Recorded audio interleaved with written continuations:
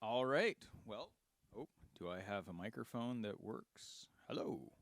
Hello. It's just quiet in the room. Okay. Good evening. Welcome to Resource Stage. My name is Carl Lukings. Thanks for coming to Horizon Solutions.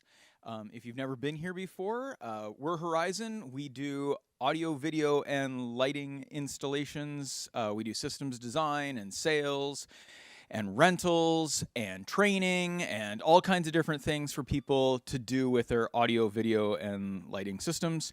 But we also do other things. We do drape and we do staging and we do all kinds of weird and wonderful. If you ever need 200 to 250 feet of cable mat, let us know. We can help you with that if you're running cables across the field. Um, it's very niche. It is, but it's funny when you're looking for that kind of stuff. It's hard to find it. So yeah, thanks for coming. And it sounds like we've got a good number of people streaming online tonight. And this is a discussion that very much revolves around streaming. So it makes sense that some people would be checking us out online. A couple of things to note before we get started. First of all, if you are here or if you are online and you take part in the registration at the end of the session, then you will be entered into a draw for the Genelec monitors that we have been collecting people's names and numbers and email addresses for the last year, for the last number of months. And we will be giving away a pair of these monitors in December. So they're pretty cool. If you've never heard them before, they're pretty awesome. There is a very good chance they're better than the computer speakers you have at home. They might not be, but there's a good chance that they are. They're pretty, yeah, they're pretty great. Yeah, they're pretty cool monitors.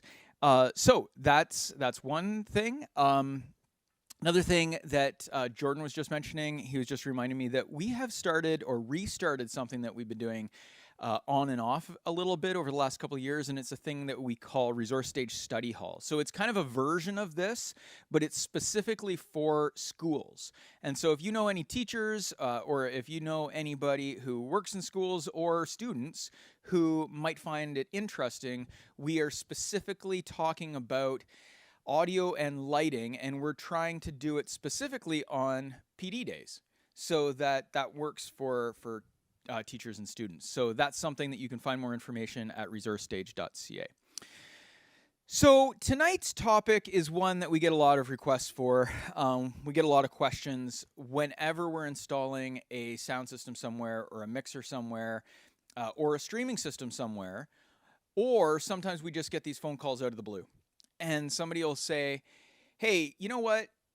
We feel like we're getting a pretty good mix in the room, whether that's in your church or your other live venue. We feel like we're getting a pretty good mix in the space, but it doesn't sound like that online.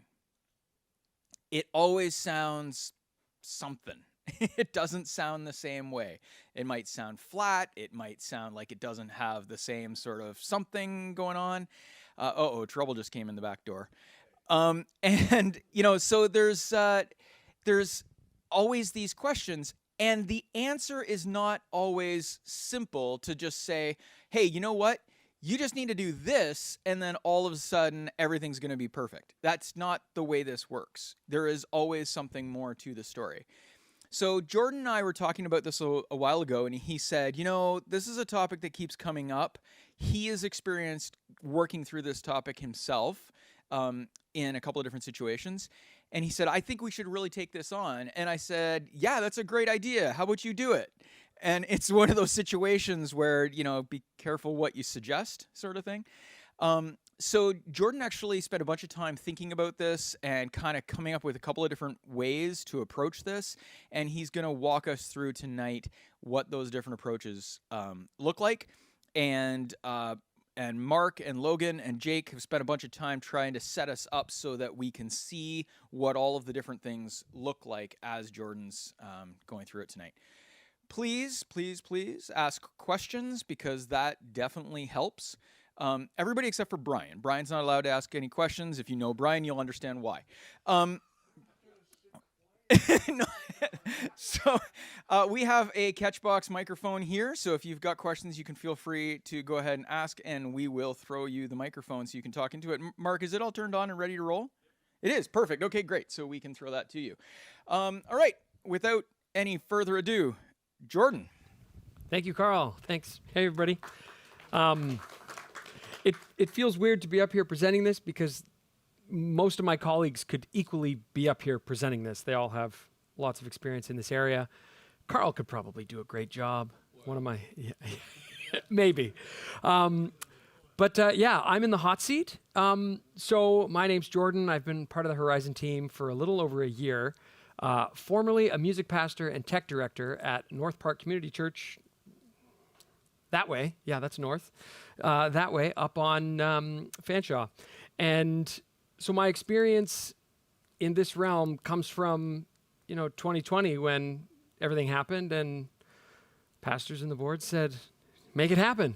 I went, okay. I also happen to have a music degree with a minor in music production. So that's a little bit of my background on how I'm approaching this.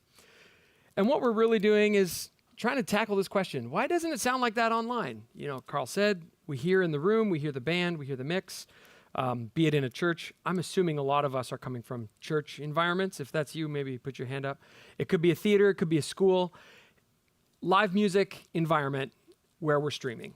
And we hear it in the room, it sounds great. And then we listen back to that mix from YouTube or Facebook or wherever we're streaming to, and we kind of go, maybe it's not quite so hot. Or we hear from a congregant or attendee who's not quite feeling it. So the goal today is to talk through why it doesn't sound quite like that online, and then to share some of the tools, to share an approach to how to make it sound more like that online, to sound a little better online. That's our focus. It's not going to be a silver bullet. It's not going to be, all you need to do is buy this little box and everything.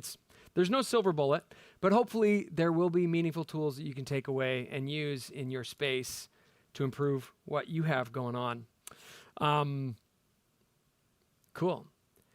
Carl asked me a great question when I shared my notes with him.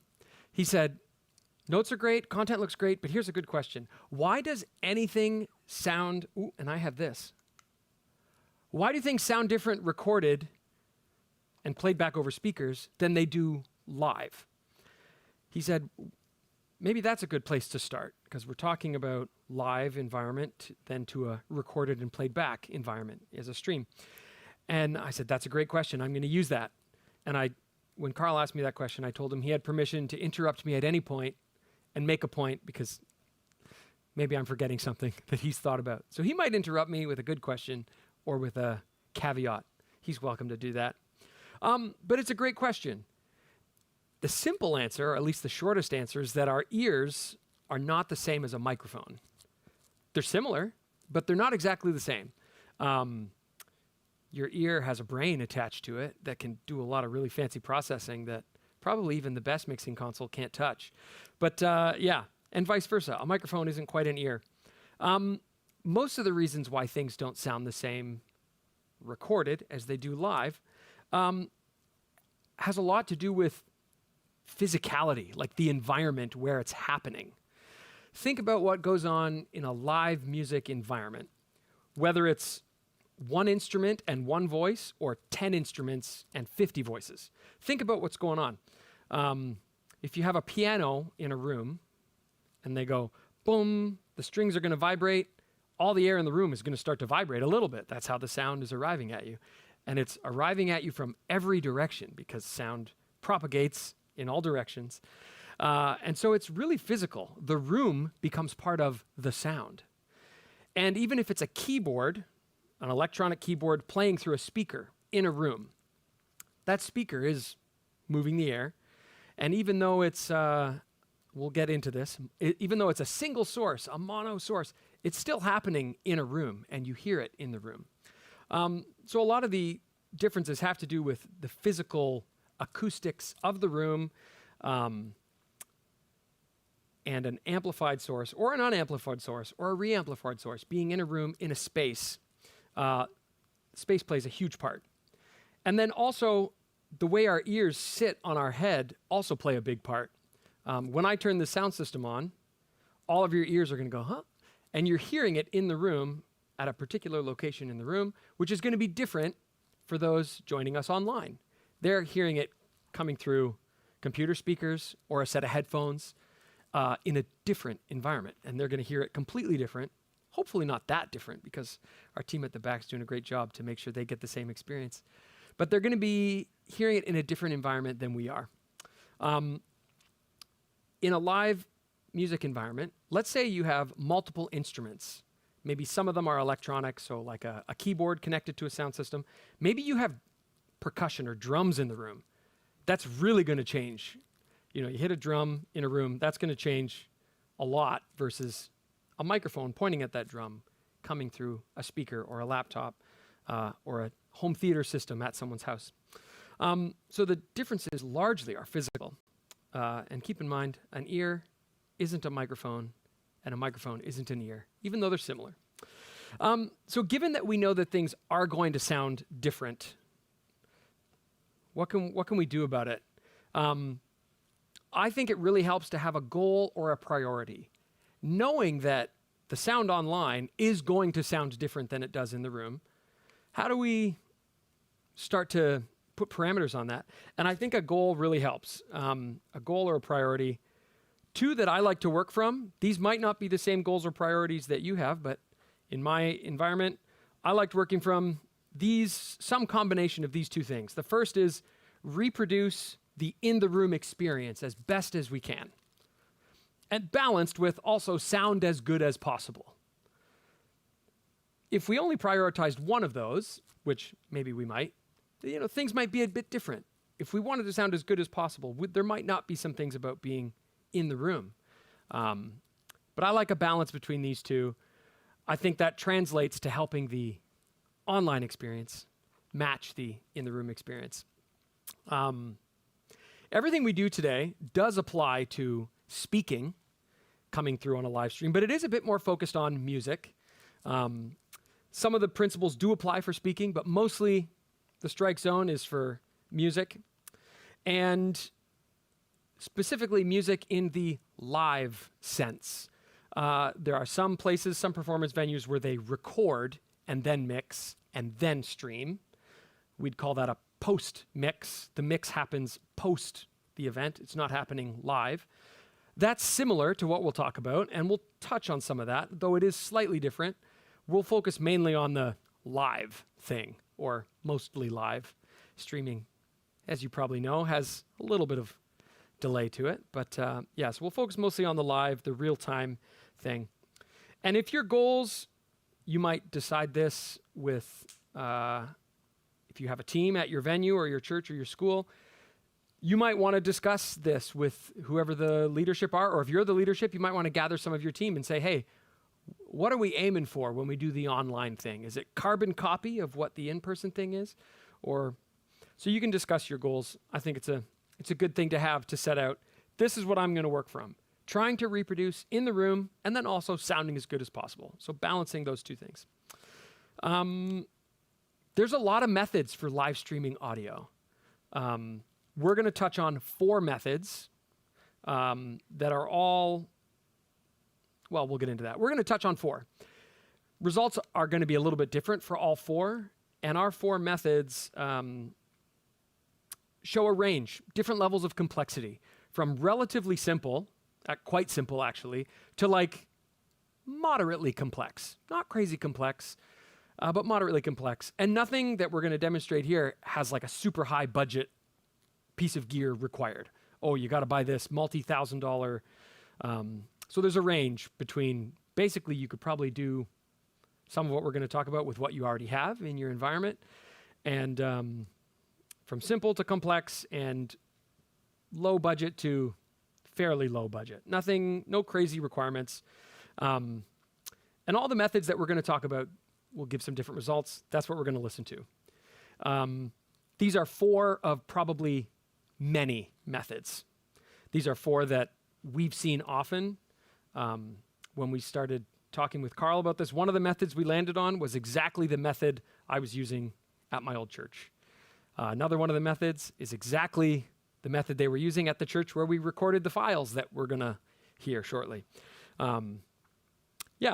So we're going to start on the simpler side, work our way into slightly more complex. We'll look at pros and cons, and we're going to listen to it and hear them compared. As I mentioned, we recorded service, a rehearsal at a church. Live streaming audio is pretty common ground for churches these days. That's my background. So we said, why don't we record at a church and use that as our demo material? So a shout out to Redemption Church in South London, their tech director, Andrew, who helped pull this all together. And actually one of our team here, a gentleman by the name of Don, he goes to that church. He was mixing that day. He helped facilitate this recording. So shout out to anyone from Redemption if you're online. Thanks. We really appreciate it. Before we get into listening, there's always some but firsts. There's some caveats. The first one is, let me ask the question. How many folks here have ever mixed music in any live environment or mixed speaking? You can raise a hand. Okay, basically everybody. Does everybody who heard that music share the same opinion on how good the sound was that maybe you do or some of your team members? I'm asking a little bit rhetorically because, of course, we all know, no, everyone with a set of ears has an opinion on what a good mix is. And so my first caveat, beauty is a bit subjective. What sounds good is a bit dependent on who's balancing it, who's mixing it. What sounds good to one might not sound good to another. Today, you're getting a little bit of my biases. I'm going to try not to lean into my biases, try to stay on common ground, but just that's a caveat. There are some general practices and rules of thumb that I'm going to try to lean into so that you're not just hearing my opinion. We're hearing some general practices here.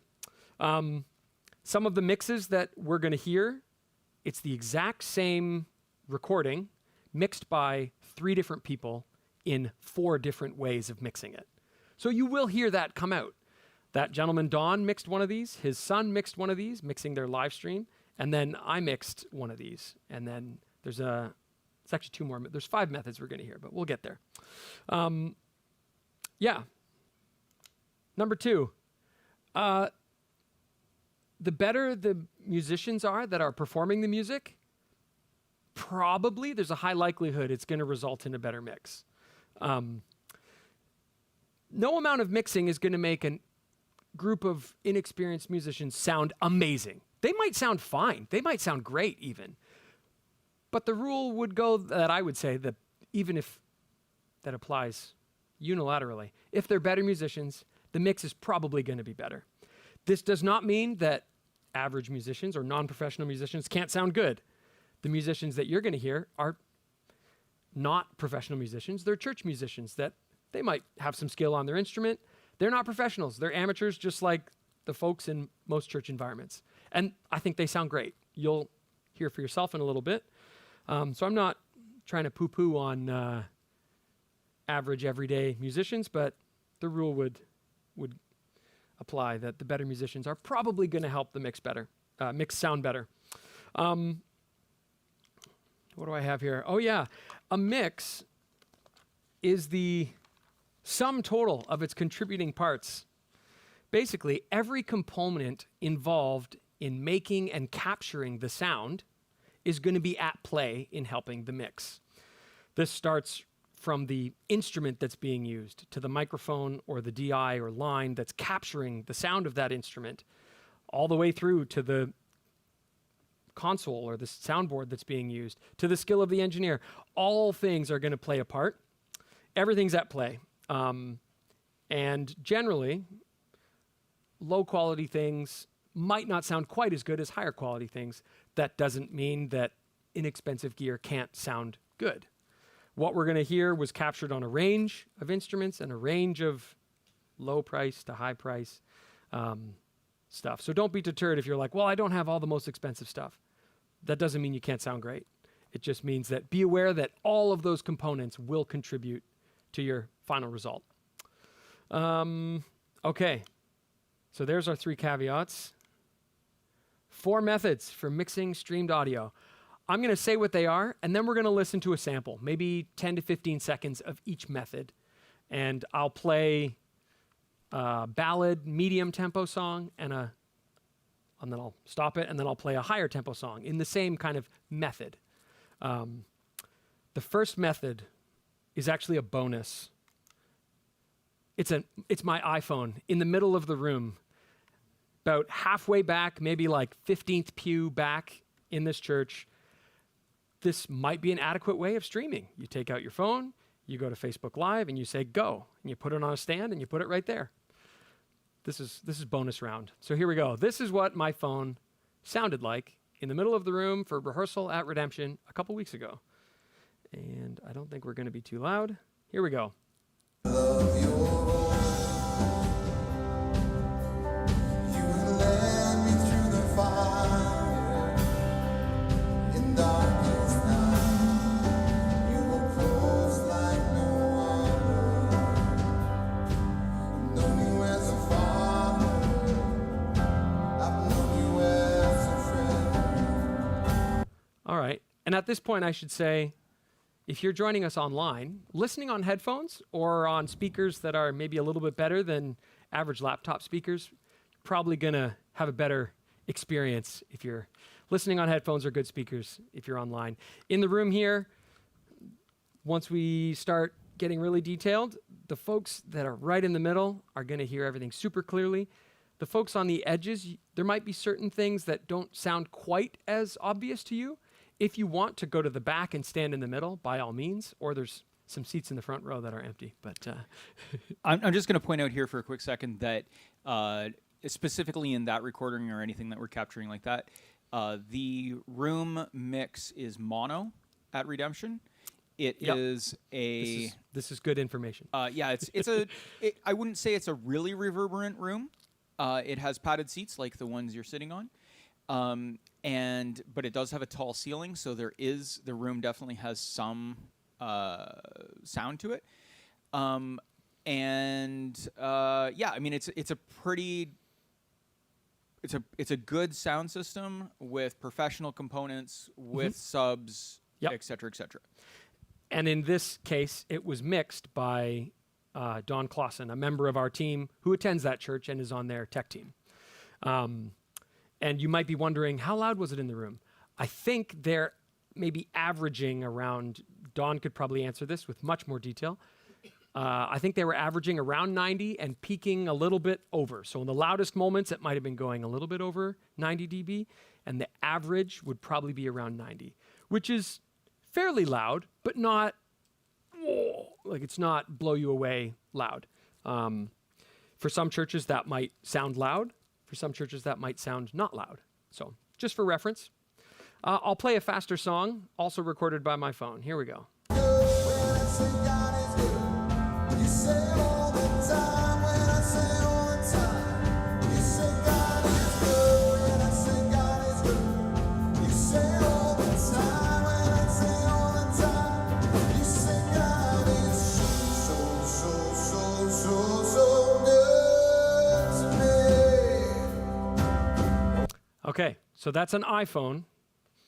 That's this, sitting about halfway back in the room. Now, we're going to hear our first real method. Well, the main output. This was captured by having a USB key plugged into their console and set. They use a digital console, an Allen & Heath SQ6, like the one we have in the back of the room over there. Sort of the big brother, big sister to this. And we had it set for that USB stick to just record whatever was going to the main fader, the main mix. And it was recorded to that. And here's what it sounded like. And I'll play the exact same clip, same songs. Yes, God, I love your voice. You have led me through the fire in darkest night. You were close like no other. I've known you as a father. I've known you as a friend. I have. So again, this is a live stream method that is very easy. It's as easy as duplicating the main mix, the main outs from your console. You have 2 lines or 1 line going to your amplifiers and your speaker system, and maybe you duplicate that. Some mixers it's easier to do than others, but you duplicate that and send it to a computer for your live stream. And so whatever's coming out of the speakers, that's what's going to the live stream. That's what we're hearing here. I'll play that same faster sample so that we can just hear for reference. Here it is. When I say all the time, you say God is good. When I say God is good, you say all the time. When I say all the time, you say God is good. When I say God is good, you say all the time. When I say all the time, you say God is so good. All right. So that's our first method. We'll come back to it. I'm going to play out. Yeah.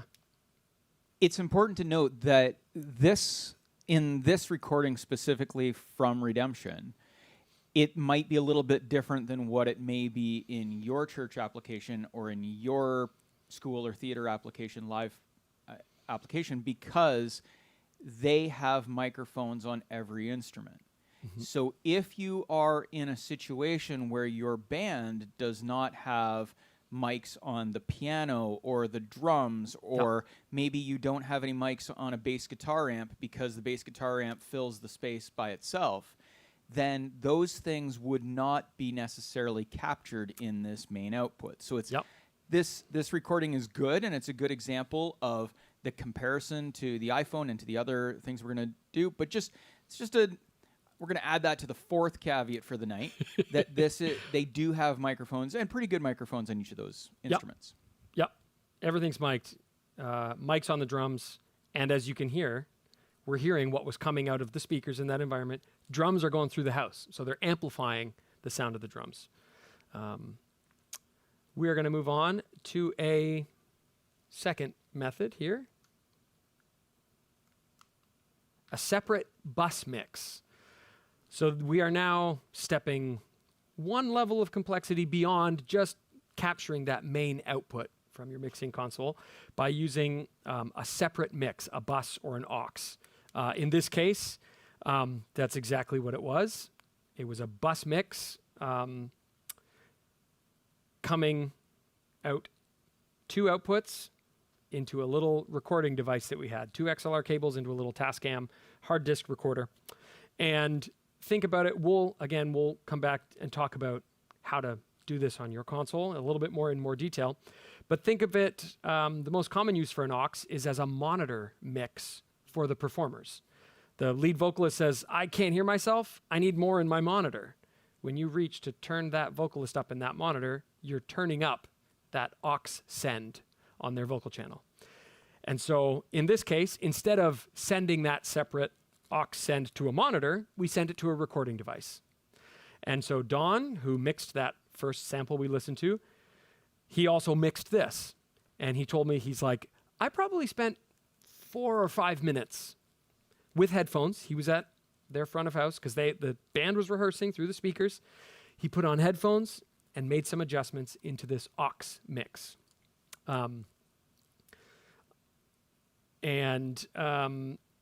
The big benefit here is it allows you to have something different than what is just going to the main mix. A different balance, a different blend of instruments. Here's what it sounds like. Same songs. And if we get tired of Goodness of God and God is Good, you can let me know. We'll play something different. But for these comparisons, I thought it was helpful hearing the same song. You have led me through the fire in darkest night. You were close like no other. I've known you as a father. While you're listening, I'm going to switch back to the main mix just so you can hear a direct comparison. So here it comes. This is the main mix.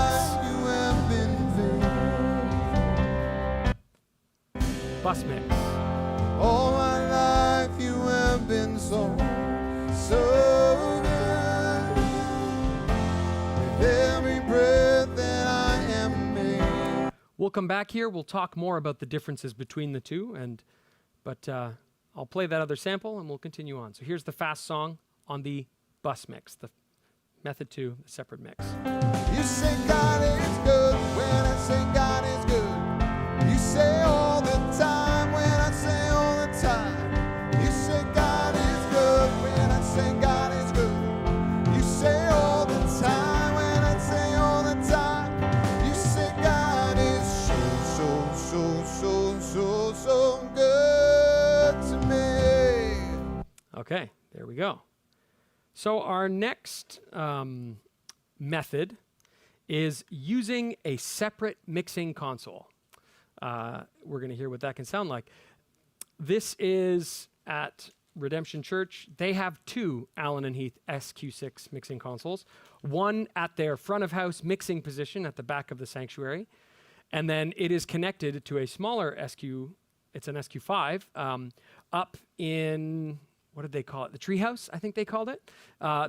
Their broadcast room, their streaming room, where they have a separate technician, a mixer, sitting up there with a set of decent speakers and a set of headphones watching on video, and a completely separate mixer that is receiving all of the same inputs as the main mixer. Here's what it sounds like. And this is the method that they use for their live stream on Sunday morning. So if you happen to go to YouTube and check out Redemption Church from, what date was this? This was mid-September that we recorded this. You could go back and listen to the service and probably hear this mix. This was during rehearsal, but it'll be pretty close. Here's the mix. Love your voice. You have led me through the fire in darkest night. You were close like no other. Known you as a father. I've known you as I'm going to jump ahead to the faster song now. You say God is good when I say God is good. You say all the time when I say all the time. You say God is good when I say God is good. You say all the time when I say all the time. You say God is so. Okay, there we go. And there's lots of different methods of getting those channels that are coming to the main console duplicated and sent to that other console. Of course. In the control room, Yep. had they done any treatment to the room? Yeah. Okay. They had done a little bit. It's a smaller space. I think it's like, consider it a large storage closet that they told me they had converted to be their sort of streaming room when they built their streaming infrastructure. They had some acoustic baffling on walls to kind of lessen the reflections from the monitors they were listening to. And they had a heavy door on it because it's close to their sanctuary. And when the doors open, you can hear a ton of sound coming from their backstage bleeding into the room from the main PA. So when they, yeah. Near fields Yes. at a kind of a set level, Yep. moderate level. Yep. They have a desk set up with 2 risers for the monitors so that they're at ear height. And they had an equilateral triangle set up between their near field monitors and their listening mixing position.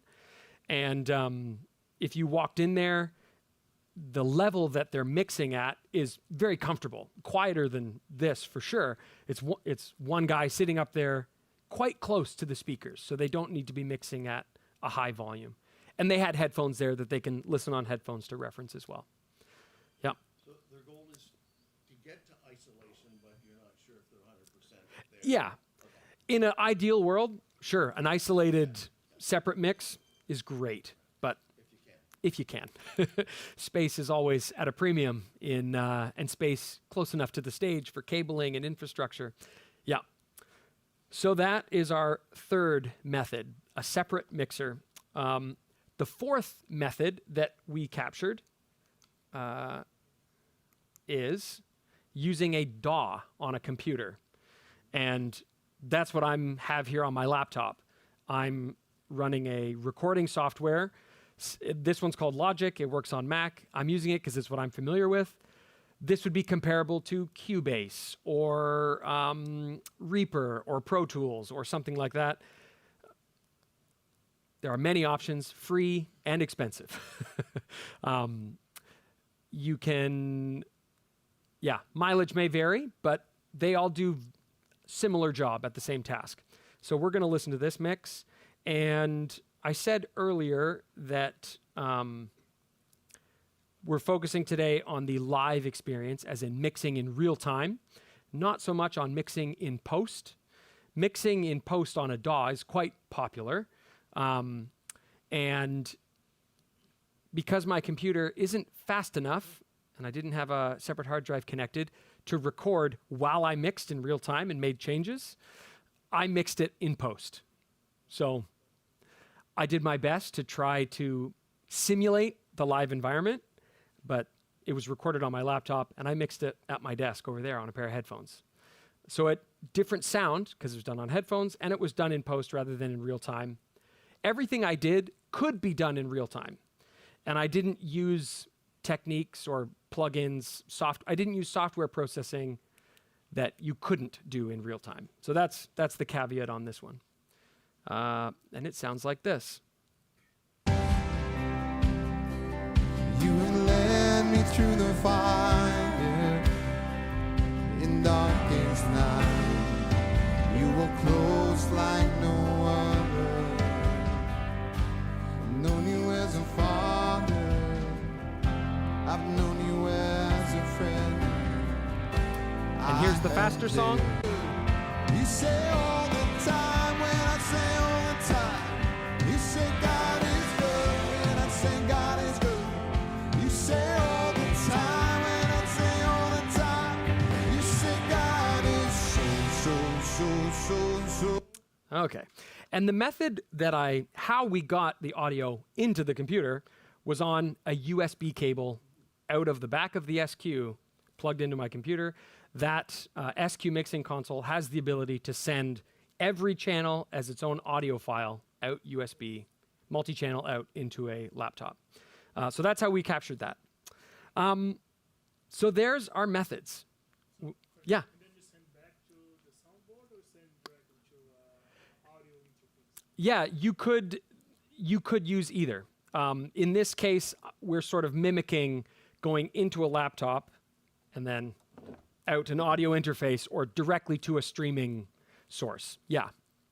So that's our 4 methods. The main mix, the main output, a separate bus mix, that was number 2, a separate mixing console, that was number 3, and then mixing on a DAW, that was number 4. And then we had the bonus iPhone sound.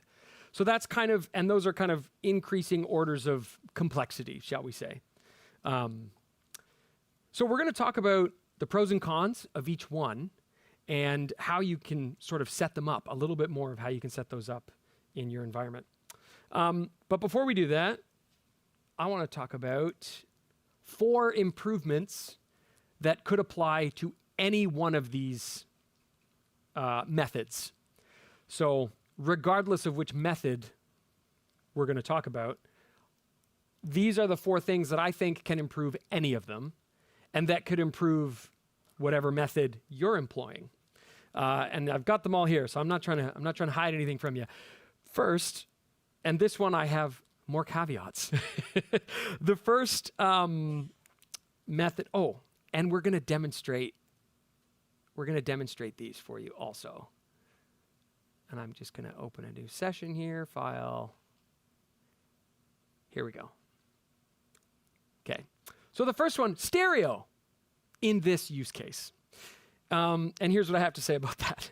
In recorded sound and played back sound, stereo is almost always, there's a big star by almost always going to sound better than mono. There may be times when it doesn't apply that stereo sounds better than mono, but for the most part, it is going to sound better in this use case. That might not apply to the design of your PA system in your environment. A mono PA system is probably going to work better in your environment. In this room, we have an installed mono PA. We only set up stereo for this because it helps to show how these methods sound different. But a mono PA system is probably going to perform better in most environments. So in recorded and played back music, stereo, good. in live music PA design, stereo might complicate more things, and it might not sound better. Mono's probably going to sound better. So that's the caveat. Can I add something to that quickly? Please do. So, because this is something that we talk about pretty regularly around here at Horizon, and this is something that Jordan and I talked about, that we are happy to install stereo and LCR systems, left, right, center systems into any of our clients' spaces if they ask us to do it. And the fact is it's typically 3 times as much money as a mono system. So we're happy. We're 3 times as happy to do it. But we also find that for a lot of people, mixing in mono and getting a good mix is a big step for some people. Yep. Mixing in stereo is another big step.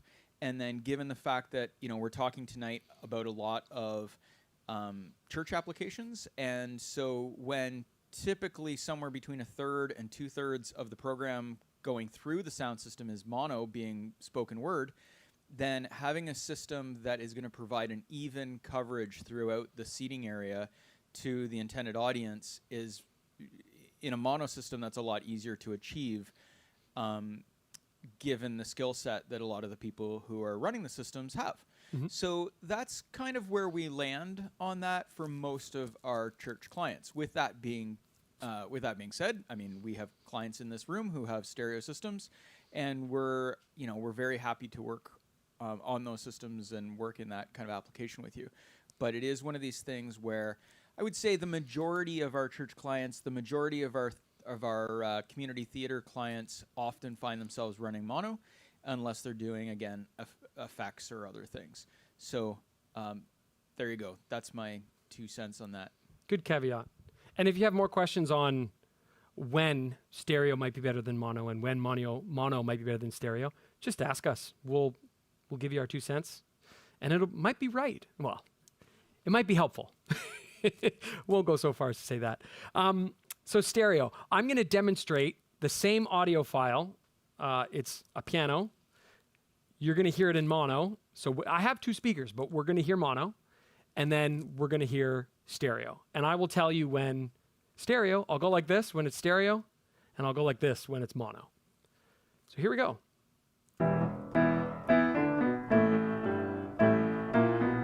This is mono.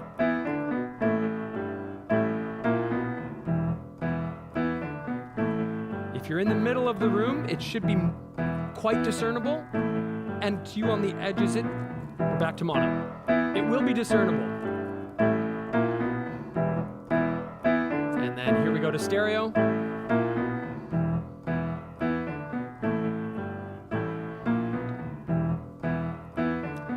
So that, rather than listen to a full dense mix with all kinds of instruments, hearing it on one instrument can illustrate the difference. That's the sound of stereo versus mono. And in this recorded and played back environment, why is it better? Well, think about it. Actually, I'll save that for later. Yeah, stereo versus mono. The next point, the next possible improvement I have is panning. Okay, so we got stereo. Let's use it. Panning is making use of the stereo field. Use the stereo image. We call it an image because it can be easier to visualize spatially than it can be to imagine it with your ears. Think about a room. Imagine you came into this room and all of the chairs were in a straight vertical line in the middle of the room, stacked on top of each other. That's mono with no panning. Now picture all those chairs spread out wide in the room. Oh, there's some of you over here, some of you over here. That's panning. It'd be a pretty strange room if all of you were on top of each other right in the middle. That would be not using panning. So that I'm trying to use a visual to represent it. But we're used to hearing sound. We have 2 ears. So you hear things naturally in a stereo field. And if I turn this way and Carl speaks, I can hear that he's over there. He's panned to my right. And if I'm facing over this way, or even just slightly off center, and someone speaks over there, I can hear that it's over there. when we mix, we have the ability to take a sound and place it over there by having it louder in one speaker than the other. We're going to hear an example of that. And my recommendation for panning is mimic what is taking place on your stage.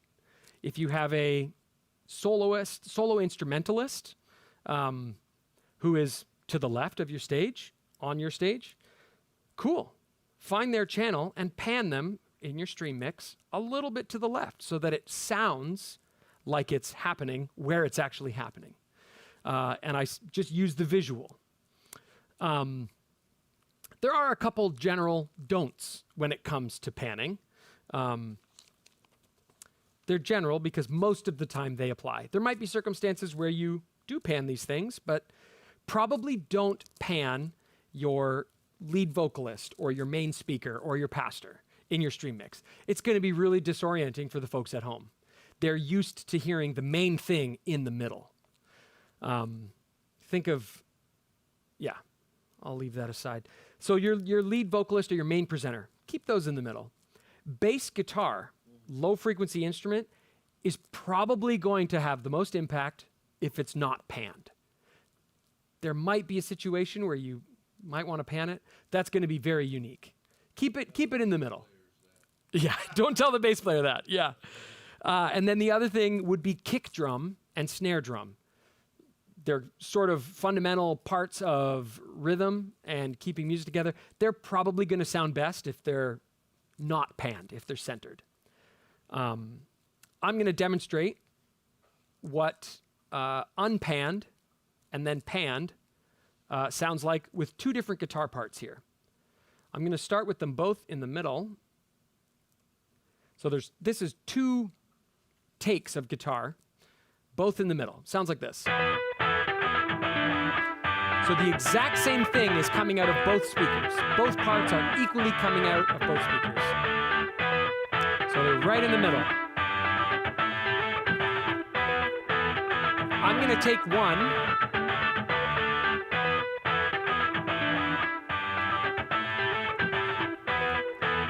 So now there's one happening over here.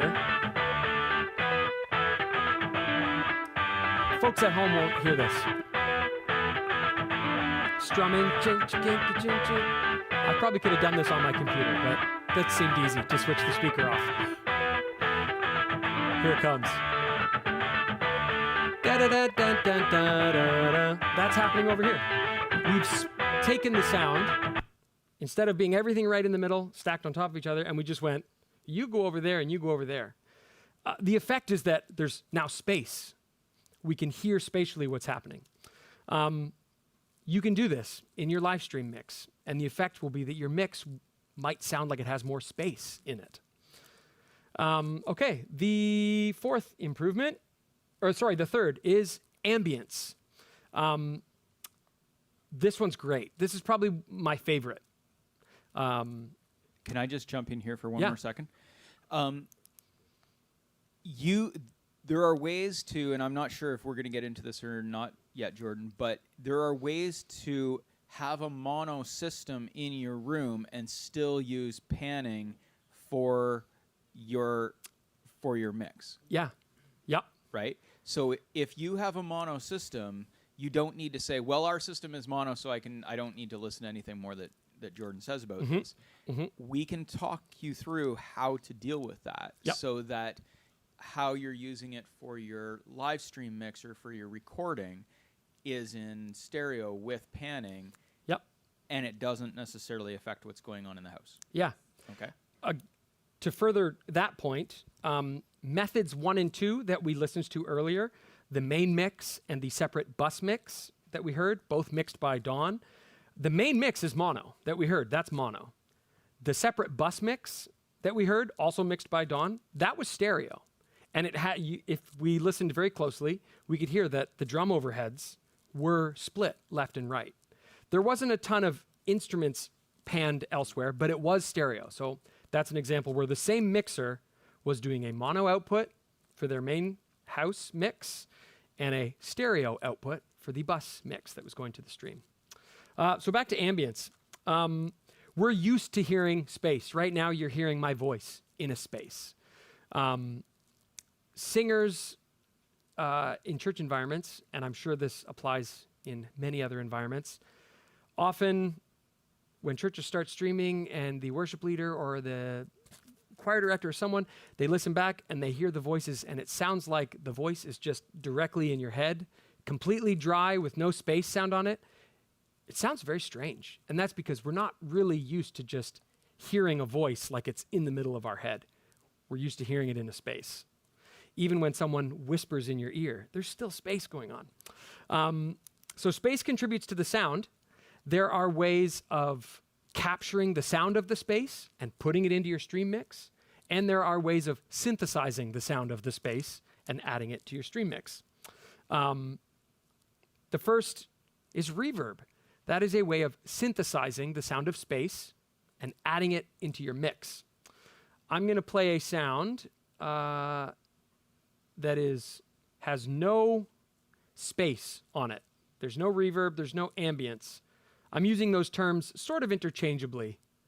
Reverb is the sound of space, reverberation. So here's the sound. And it's not coming through.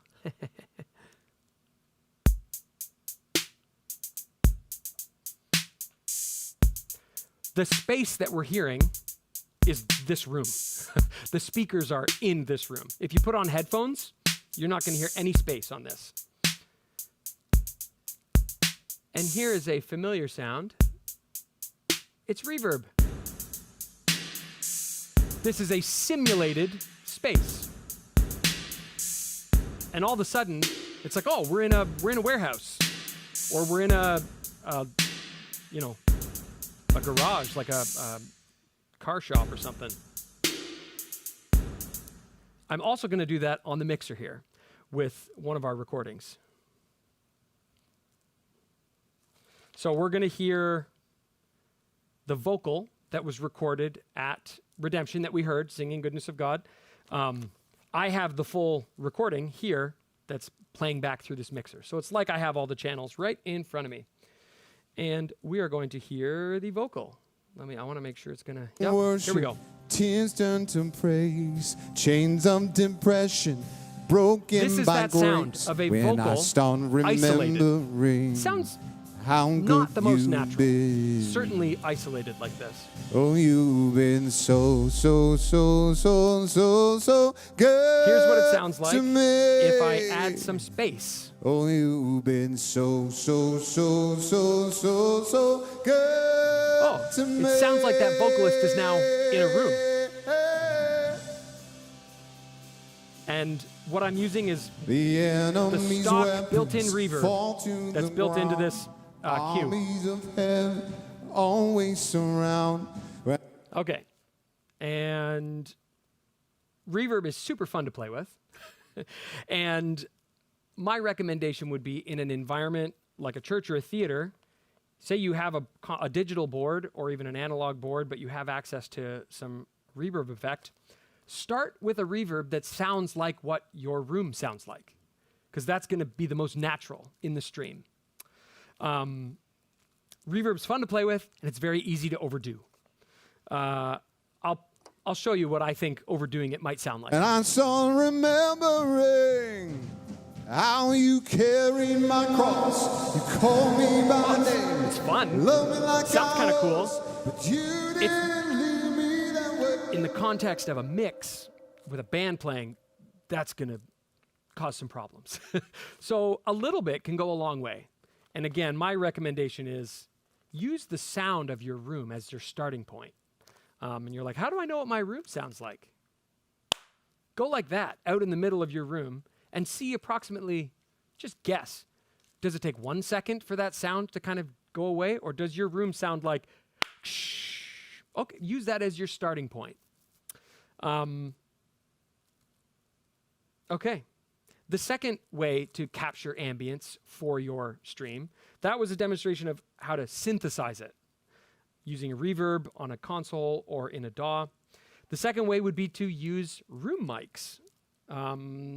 That's still under Ambience. This is Ambience point 2, Ambience B, Ambience A and Ambience B. Use room mics. And I say mics because using two is going to give you a probably a better result than using one. With 2 mics, you can get a stereo image. If we've followed improvements number 1 and 2, when we get to number 3, we're going to want to add stereo room mics. These are usually panning, number 2, fully to the right and fully to the left, so that you take the full advantage of the width of the stereo field. On a room mic, and what I mean by that is a microphone pointed into your space. A microphone not on an instrument or not on a vocalist on stage. These could often be placed, if there was a band on this stage, I would maybe put room mics maybe near the PA, but not pointed at the PA, not pointed at the speaker, pointing out into the space, or maybe even behind the speaker so that it doesn't capture the sound of the speaker. Because I don't want to hear the speaker. I want to hear the space. So some churches have choir mics hanging. Some theaters have choir mics hanging. Those might work as great room mics because they're probably picking up a wide space. Putting a high pass filter, everybody follow me if I say high pass filter, high frequencies pass, low frequencies are attenuated or reduced, can help a room mic sound a little better in a mix. And I'll play an example of what that sounds like. A high pass can be really helpful, probably as high as 200 hertz. So that's quite a bit of low frequency information that we're taking away. The reason would be that adding that much low frequency information with room mics can build up in your mix and sound a bit muddy because it's not the sound of a direct instrument or a microphone on an instrument, it's the sound of a room. And you could get a lot of this kind of sound. Like it can get that heavy, bassy buildup. I forgot that I'm wearing a microphone. Can you tell? Sorry, folks online, if that probably didn't sound very good. And then the other thing with room mics that you're most definitely going to want to make sure you don't do is you don't want your, say I have room mics connected here and I have a band playing and I have the PA on. I do not want the room mics being sent to these speakers and amplified. What's going to happen if we do that? Crazy feedback is going to happen almost immediately, probably, most likely. So we're going to want to make sure that those room mics, if they're connected, depending on the variations of your systems and how they're connected, we're going to want to make sure those are only going to a stream mix or a bus mix or a separate mixer. So if we're using method 1, which was the main mix, room mics are probably out. Probably. I say probably because there's probably some situation where they might be usable, but for the most part, we're going to say room mics are probably out. Let's hear what room mics can sound like. So I'm going to go back to this, these drums that we just heard, those electronic drums. This is a simulated room mic. This isn't a real room mic, but it's a simulation. And it's not bad of what it could sound like. So there's no room mics, simulated. Oh, room mics.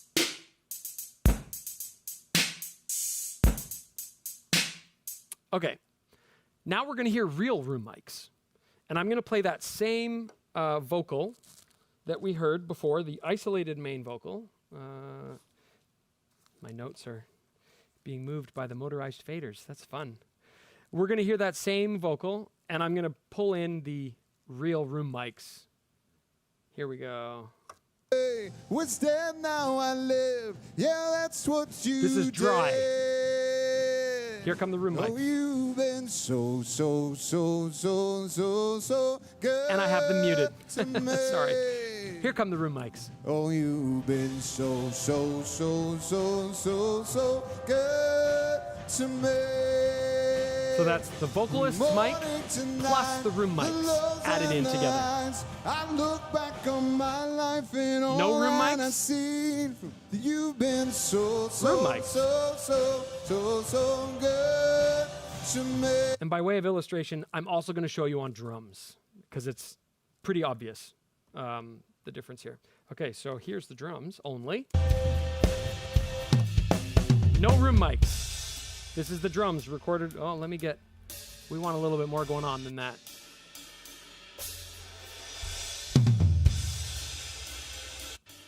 Come on, drums. Here we go. There we go. No room mics. Room mics. And you can hear they're picking up a little bit of the vocals. They're picking up a lot of the room. If I isolate just room mics, it's a little bit like the iPhone out in the middle of the room, but just with more clarity. And for reference, I have these high passed at, where do I have it? It's in my preamp section.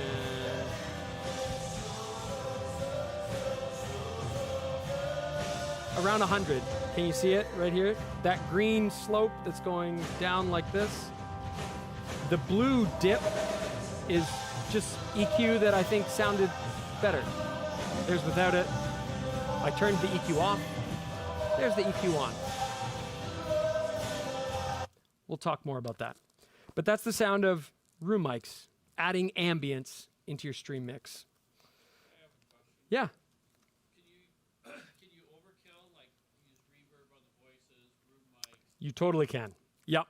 And I would suggest if you are going to use both reverb and room mics to add ambience, go sparingly on the reverb, probably.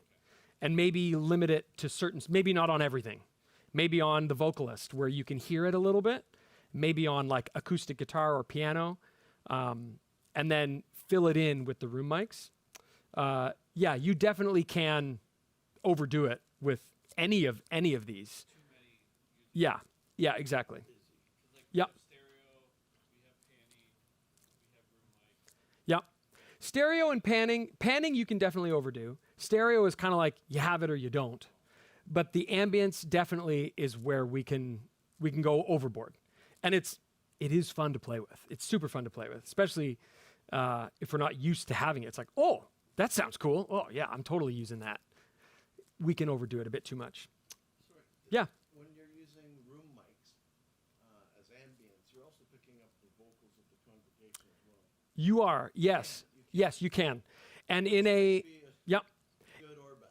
Most Most of our yeah, people who live stream, they want to hear the congregation. right, They right. tell us. And this is where I would point back to my mix priorities. I said I want to try and capture the live experience, and I also want to sound as good as possible.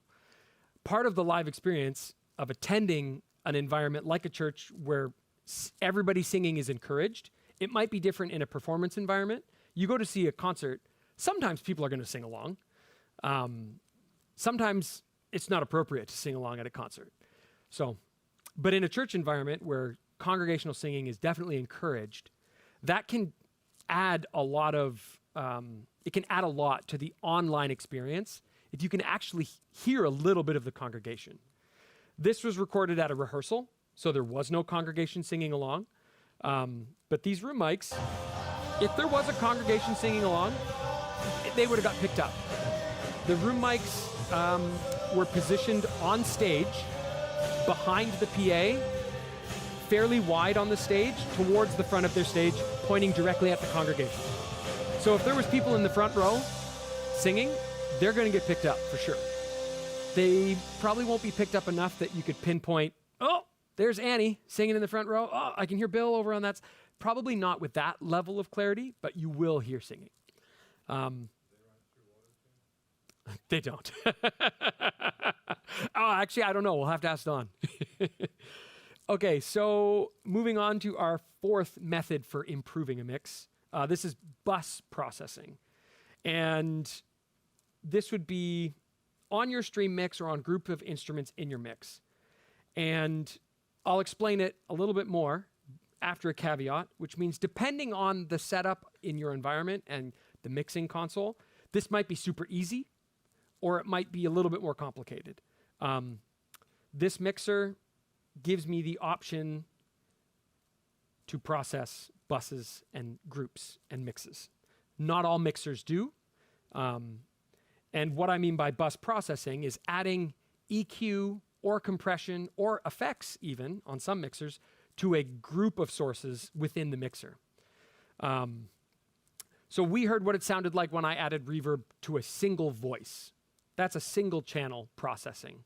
That's a process for one channel.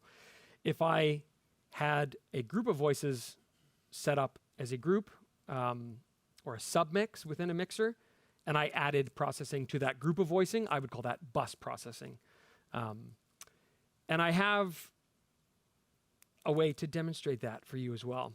Oh yeah, I also have a note here. People are really used to, people who listen to music, whether on the radio, Spotify, whatever it is, probably 99% of what we hear played back on the radio has been heavily processed.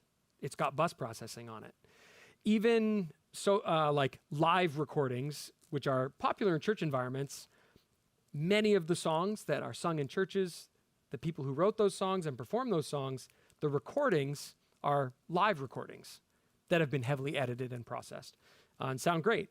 But that's what people are used to hearing. So this bus processing can help. And it's applied to a mix, either an entire mix or a submix.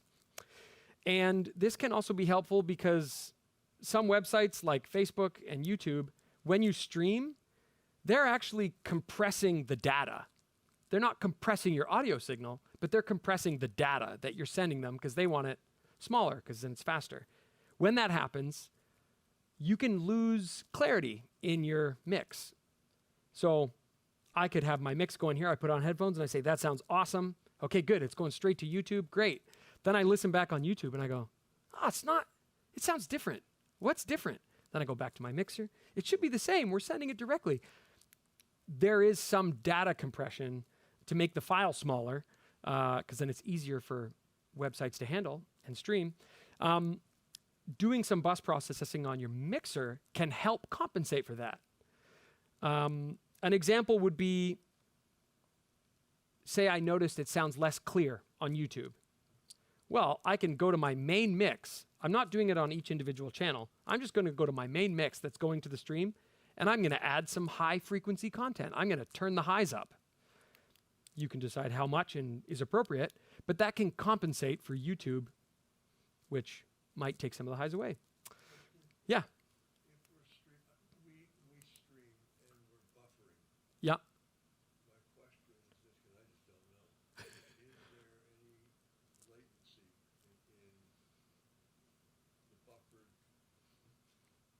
the buffer output, I'll call it, Right.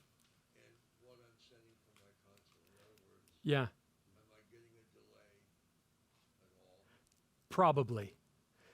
Most streaming services take anywhere between a couple of seconds to 30 seconds of delay between the output of my console and it hits the speakers playing back from YouTube. So the likelihood of mine being able to have an on-off air monitoring source would just be silly.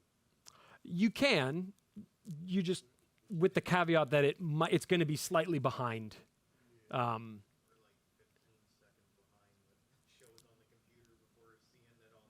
Yeah, yeah.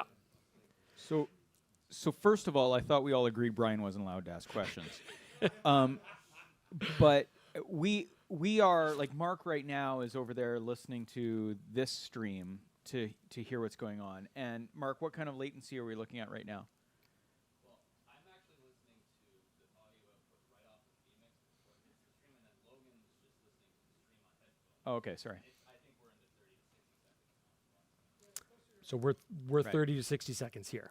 But she'll just Yeah. tell me if there's anything glaringly wrong. I basically hear what the mix Yeah. is before it gets broadcast. Right. So if you're on the live stream, Mark doesn't have a microphone.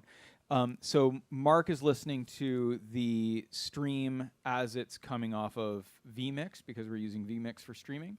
And then Logan is monitoring I guess the YouTube stream. This is streaming to many different platforms right now. So the YouTube one seems like an easy one to check. So she's checking that, and then if there's specific things that pop up, then she's letting Mark know. But yeah, to answer your question, Brian, you can't have that.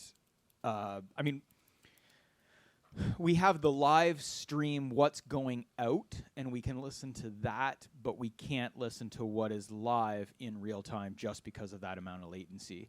And there's a few different reasons for that, but at the end of the day, we have very few of our church clients that are paying YouTube or Facebook. In fact, I don't think any of them are. So at some point in time, we have to say, well, we're not paying for this, so we have to put up with some of these things that are annoying. And we're not either. We're not paying to stream at Facebook. We're using the free for Facebook and YouTube specifically. Yeah, that's right. Yeah. I mean, here we are streaming through a service that then restreams to those places, which does add a little bit of that time. Yeah. But yeah, that's right. Yeah. Can I also just point out that I was going to sing the praises of our preferred vendor? That, Please do. that ship has sailed. Excellent. Okay, so back to this bus processing idea. I'm going to demonstrate it in two ways. I'll demonstrate it on my laptop in a DAW, and then I'll demonstrate it on the console here. Let me open the file. Okay. And Logan, if we pull this up, oh yeah, she's way ahead of me. Okay, so I'm going to play back a bit of music, and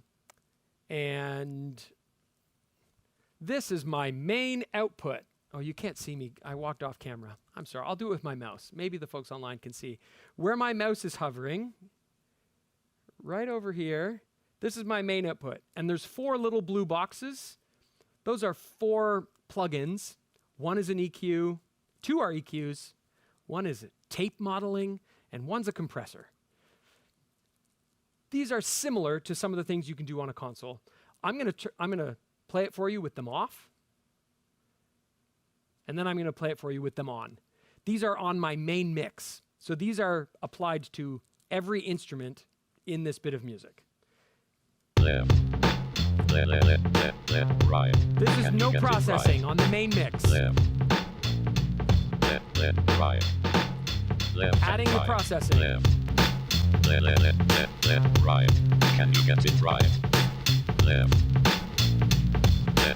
right. Taking them away. Left and right. Left, right. Can you get it right?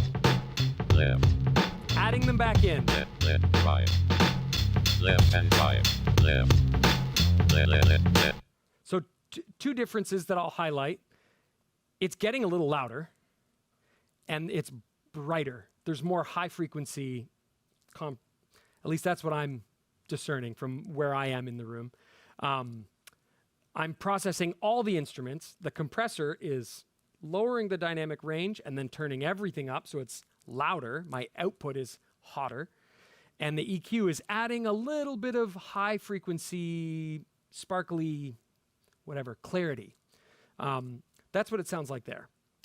I do want to show it to you right here. And I have a scene for it. Okay. And what I'm going to show is on my drum bus. So in this, let's play it. And what we're going to hear is, I want to make sure that's what we're going to hear. Isolated drums. There's a hi-hat. Yeah, I want to hear more drums in that. Oh, come on. Let's find some drum beats. Here we go.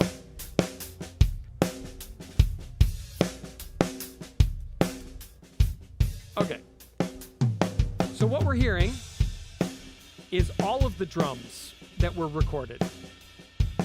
I have them in a group so I can control right here. This is all of the drums being sent to this group.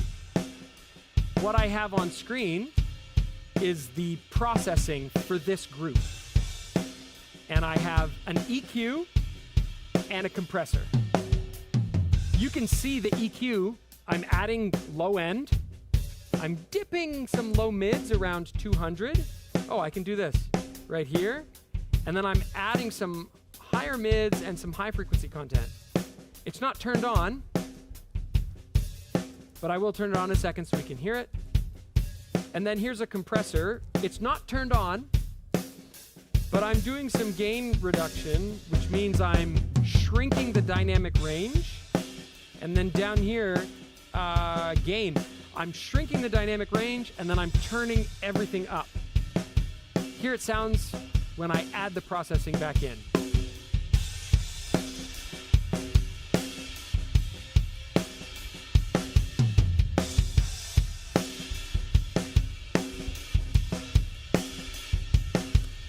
So I'll take it off one more time. Off.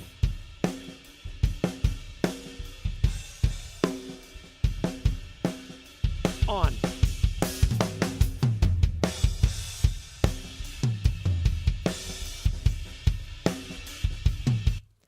That's what it can sound like applied to drums. Are nice because it's a group of instruments that we call one instrument. And it's a bunch of microphones that we can all hear processed together. Why I would do something like this would be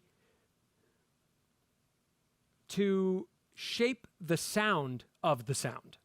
Applying one EQ to each individual drum is a way to maybe fix problems or to make the kick drum sound awesome. But applying an EQ to all of the drums as a whole shapes how they sound as an instrument rather than as individual pieces. That's why I would do the EQ, and the compressor allows me to shrink the dynamic range because drums have a huge, they can be super quiet and they can be super loud, as we all know.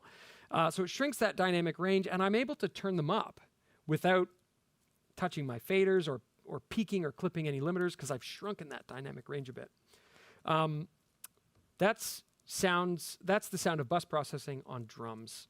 I also, what time are we? Carl, if I'm going long, you give me a wrap it up sign. I got lots more stuff that I want to go through. Okay, let's go back to talking about our methods of live streaming. We've talked about 4 improvements that can be applied. Let's go and talk about our methods. So think back to method 1. Who remembers what it was? Yeah, main output.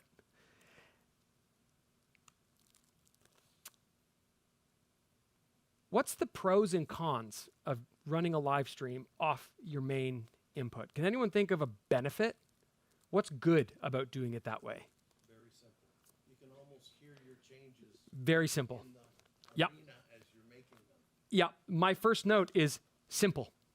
This can be done a bunch of different ways with probably just about any mixing console out there. Low cost. You could probably do this with what you already have or with, very low bar as far as budget goes to do this.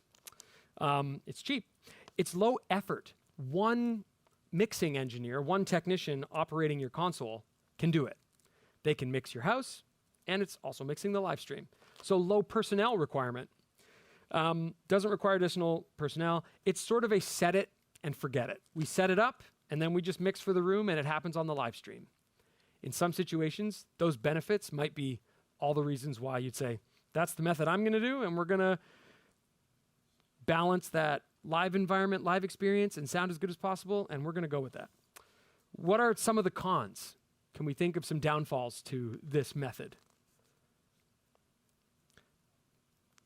The first one I would say is that you don't actually have control over the stream mix. You have control over the mix, but it's whatever happens in the house, that also happens on the stream.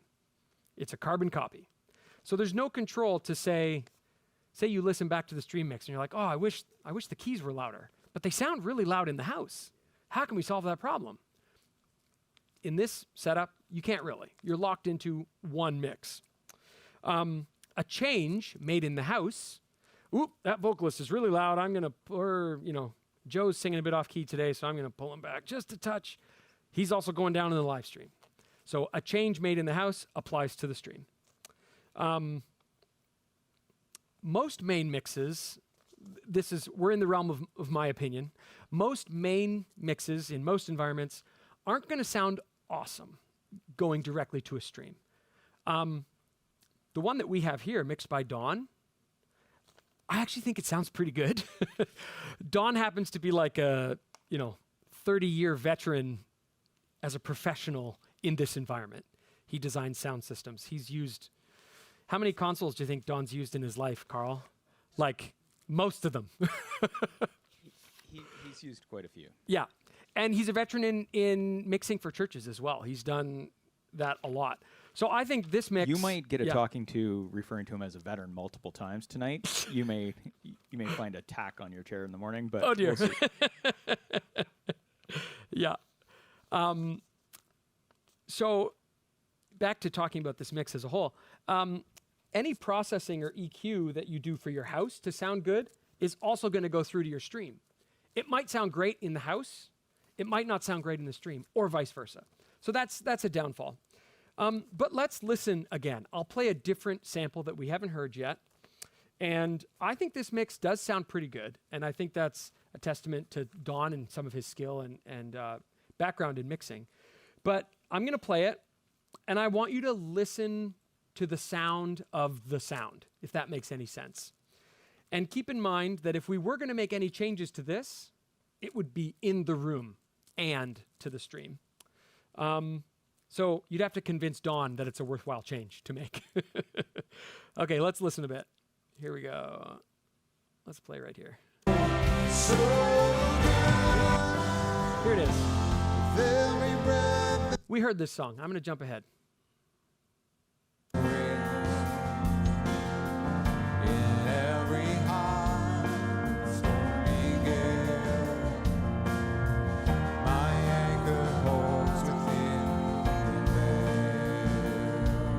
Christ alone, Christ alone, cornerstone, weak made strong in the Savior's love. So a couple things about what we're hearing. This is mono. This is mono mix. So there's no stereo field. There's no panning. And because it's a house mix that's going to a stream, we can't actually go back and add stereo and panning. It is what it is. So those two improvements are off the table as far as things we might propose doing. We could add some ambience. We could add reverb to it. I don't necessarily think it would need it. We could add a little bit of bus processing, which I can do here. Okay, I added some. I pre-built an EQ and a compressor. It mostly just made it louder. Here's without it. His oath, his covenant, We could make it louder by turning it up. his confident, his blood. Support me. Okay, so that's Don's main mix. When we're using our house mix to go to a stream, we're limited in the improvements that we can make. We can do some. We just have to know that they're also going to happen in our house coming through the PA.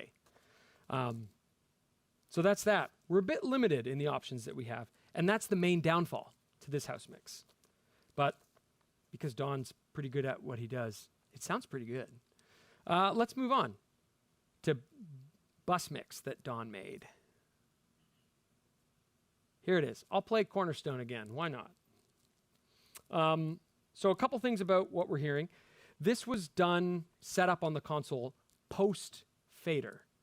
What that means is that when Don set up the console to send those channels to that aux mix that he was using for this recording, he told those channels to go post-fade, which meant how he adjusted the fader when he was mixing the band for their rehearsal affected the how much of those channels were going to that aux mix, which that's a good thing in this case, because if a vocalist was a bit too loud and he pulled it back, it would apply to that post mix.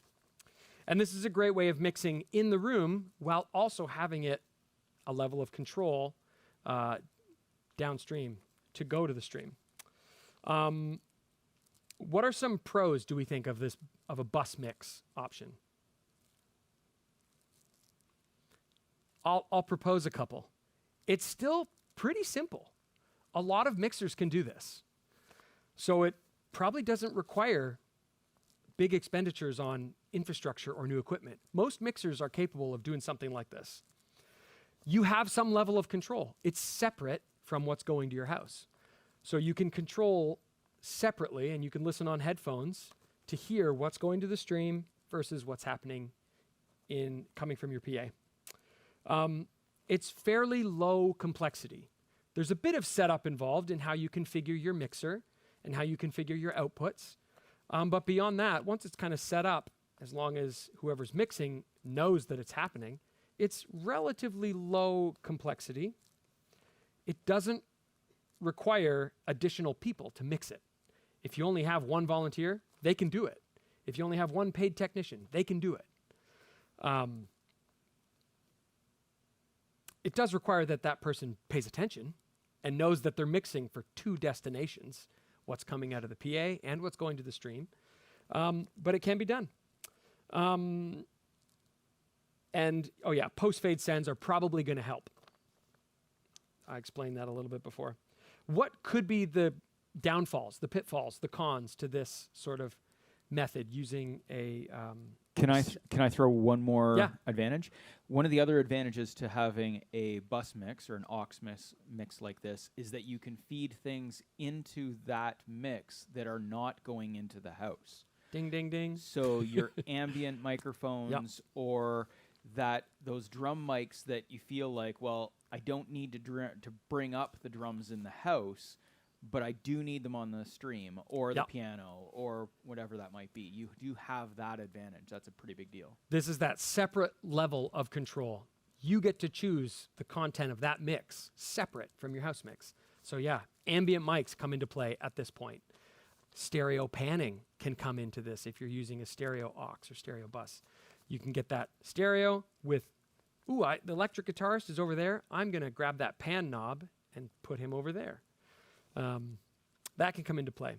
So a potential, let me ask the question. What are some potential downfalls? Can you think of? You have enough Yeah. aux channels. You might be doing your monitors with 3 of them, Yes. and then the 4th, should it be for the pianist or should it be for the... Yeah. The worship leader wanted his own mix on in-ears. Can we do that? Well, I don't know. I need that aux for the live stream. Yeah. That could be a downfall. Yep. This does require that. I said this was a pro. It can also be a con that you want one person, your mix engineer, your front of house sound AV person, their attention is now split a little bit. If you're in an environment where you have a pastor or a speaker who might just grab a mic and walk on stage at any given time, as some are prone to do, they got to be paying attention to that and know that that can happen. They're in charge of the stream. They're in charge of the house. So if it requires their attention to be split, that could be a pro or it could be a con, depending on who the person is. Another con, while we do have a lot more control versus just the house mix, it's still limited amount of control. There's some things you can't quite do on an aux mix. Bus processing might not be available on every mixer on auxes. On this one, it is available, but not every mixer is set up that way. So that could be a potential con. I've talked a lot about it. Let's hear it. So this is the bus mix that Don did. He is Lord. I'll jump ahead. My anchor holds within. So again, listen to the sound of the sound. Christ alone, Christ alone, cornerstone, weak made strong in the Savior's love. Through the storm, He is Lord. Okay, I'll call it there. What are we hearing? Does anybody notice anything about it? It's pretty dry. There's not a lot of space in this sound. So maybe a possible improvement could be adding some ambience, right? Yeah. Vocals are pretty present. Yep. Yep. Yep. Any other thoughts on what we're hearing? Drums are a little louder than the house mix. They're a little more, there's less space, but there is a bit more drums. So possible improvements that I would say that we could hear, and I'm going to demonstrate for you, would be adding in space. And maybe it could use some sparkle, high end. Maybe we could do a little bit of bus processing on it. I'm going to play that same selection that we just heard from the song Cornerstone. And I have the ambient mics from that recording lined up. So I'm going to play that bus mix, and that bottom row where my cursor is that you can see on screen, those are the ambient mics. I'm going to slowly bring those in so that we can hear the space, like you made the comment. It could benefit from a bit of space. So here it is. Unchanging grace in every heart. I'm bringing in the ambience now. My anchor holds within. I had them muted, sorry. I'm like, I'm not hearing anything. Maybe you are, but I'm not hearing it. Okay, here it is. Now I'm bringing them in for real. Promise. Hide his face. I rest on his unchanging grace in every heart. Stormy gale. It's very obvious on the snare hits. You can hear it excite the room. And yeah, maybe the blend is a bit too high. Yeah. My anchor holds within. Here's just the sound of those room mics. They're on stage. They have live acoustic drums in the room. Drums are going to get picked up. Here's the mix. And I'll lower it a bit.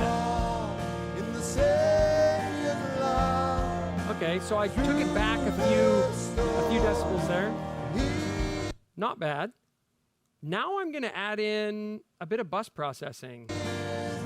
It is going to get, actually, let's see what I can do. I'm going to lower the output here so it doesn't jump huge in volume. Little tidbit of information. Most studies have shown that most people in blind tests of audio, if it's the exact same thing, but one is slightly louder, research shows people will generally pick the slightly louder one as sounding better. So if I played you the same thing back and forth, one slightly louder, and I said, hear how much better that sounds? Chances are, studies show that most of us in the room are going to go, yeah, that does sound better. So I'm going to try to match them as best I can. But so here's that mix. It has the room mics. Here's a little bit of bus processing. His oath is covenant. His oath is confident. His blood. Here's without bus processing, The whelming flood. without the room mics. When all around my soul. And now here's with everything back in.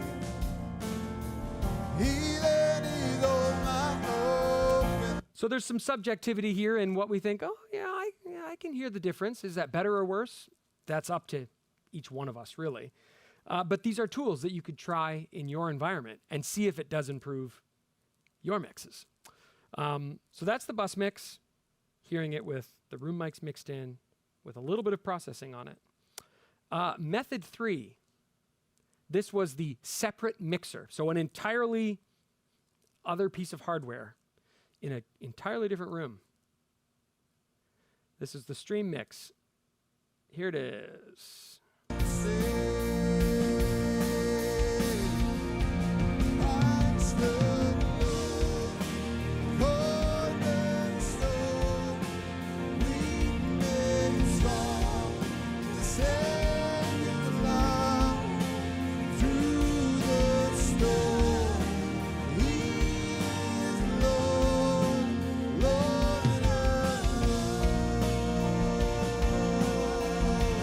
So I played it without telling you much about it. I should have talked about it a bit first. This is that separate mixer in their upper room, the pros. This is a super effective way at having pretty much complete control over your stream mix. You've got control over almost every parameter. I say almost because there's a few things that you don't quite have control over, but it's almost everything. Nothing from this mix affects the main mix. You can make whatever change you want. You can adjust. It's a completely separate mixer with nothing going back to the main, at least in this setup. Nothing from that stream console, the streaming mixer up in the upstairs room, was going back to the front of house console. So totally separate. This is the way a lot of like TV broadcasts are done. A separate console for what's happening in the room to what's going to broadcast.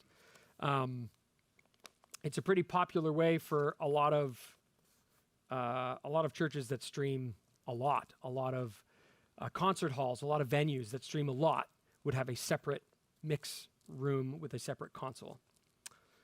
The cons. Who can think of some down pitfalls to this? 2 people. Yeah. So you doubled your requirement for personnel in this setup, which, yeah. You have to have a second mixer, which might be cost prohibitive for a lot of environments.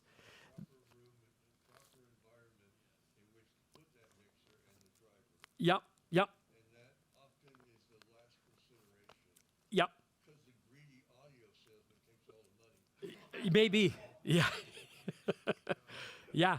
I don't know, Brian. I understand that your church would be happy to lock you in a room somewhere. Yeah. So those are some of the things that come. Yeah, great method. Sure. It's almost ideal in many situations. There's some cost involved. There's a little bit of infrastructure involved. There are ways to mitigate some of those. You could have someone on a decent set of headphones. Then the environment that they're mixing in plays a little bit less of a role, but still headphones are a different beast than mixing on, so we got to be aware of that. There are an increasing number of mixing consoles that can do this sort of setup at varying price points, and various ways of getting all those audio channels from mixer A up to a room to mixer B. Dante is a popular way of doing that these days, and more mixers are equipped with that. That's it's a protocol for sending multi-channel audio over network. This mixer, for example, Allen Heath Q, this has a Dante card, which means it can receive 16 channels of audio over a Cat6 cable. So a single network cable, plug it in. If I have another Dante-enabled console at front of house, I can just say, send all the channels, 1 to 16, go. And then on this mixer, I say 1 to 16, come up on my faders. Boom, there it is. That's an increasingly popular way of doing it. There are other ways. And the price point for doing this is manufacturers are bringing ways of doing this to more devices in their lineups, both at sort of achievable, affordable, and super high end. This console from Allen Heath, this is sort of on the lower end of their digital consoles. Not the cheapest console, but by far nowhere near the upper tier of expensive consoles. And it can do this a couple different ways. So yeah, there's some of the cons. Back to this sound sample. I'll play another 10 seconds and then I'll ask you what you notice about it. In the city of love, through the storm, He's Lord, Lord alone. His oath, His covenant. Okay, so what do we notice about the sound? If we were going to think about how could we maybe improve or how could we build upon that sound, what would we do? What would anybody do? I'll take suggestions. We could add a little bit of ambience. Yeah, there's a little bit in there, but not a ton. I really like the sound of room mics for reproducing the live experience. I think it adds a lot. So someone could critique me by saying, you add a bit too much, but I really like the sound. I think it sounds way more live. So let's do the same thing. I'll add in those room mics to this stream mix, and I'll try not to add too much. Here they come. Here's the room mics. My anger holds the king. Christ alone, Christ alone, cornerstone, to my ears, it's a pretty good stream mix. And because I really like the sound of those room mics, if I bring those up, I'm like, hey, if I heard that consistently Sunday to Sunday for a church and the stream, I'd be like, that sounds pretty good. Or if I was watching a concert online and it sounded like that, I'd be like, yeah, the mix is decent. I'm not distracted because I can't hear what the instruments are doing. I can hear most things pretty clearly. The one thing I'd like to hear in this mix, the one improvement that I would say, in addition to maybe a little bit more ambience, would be a bit more panning. I would say maybe we could put piano a little bit to one side or guitar a little bit to one side just to spread out the sound a little bit. Think back to that visualization of going into a room and all the furniture being stacked in the middle and all in one place. It's a strange phenomenon when we think about it visually, everything occupying the same physical space. So apply what we know about visually to in the acoustic world, and we think about, use the space that we have. If an interior decorator walked into a room and all the furniture was in the middle, they'd go, this won't do. I'd say the same about audio. Don't just pile everything in the middle. Use the space that we have. I can't go back and do panning because I don't have the files to go in and pan. I could demonstrate it.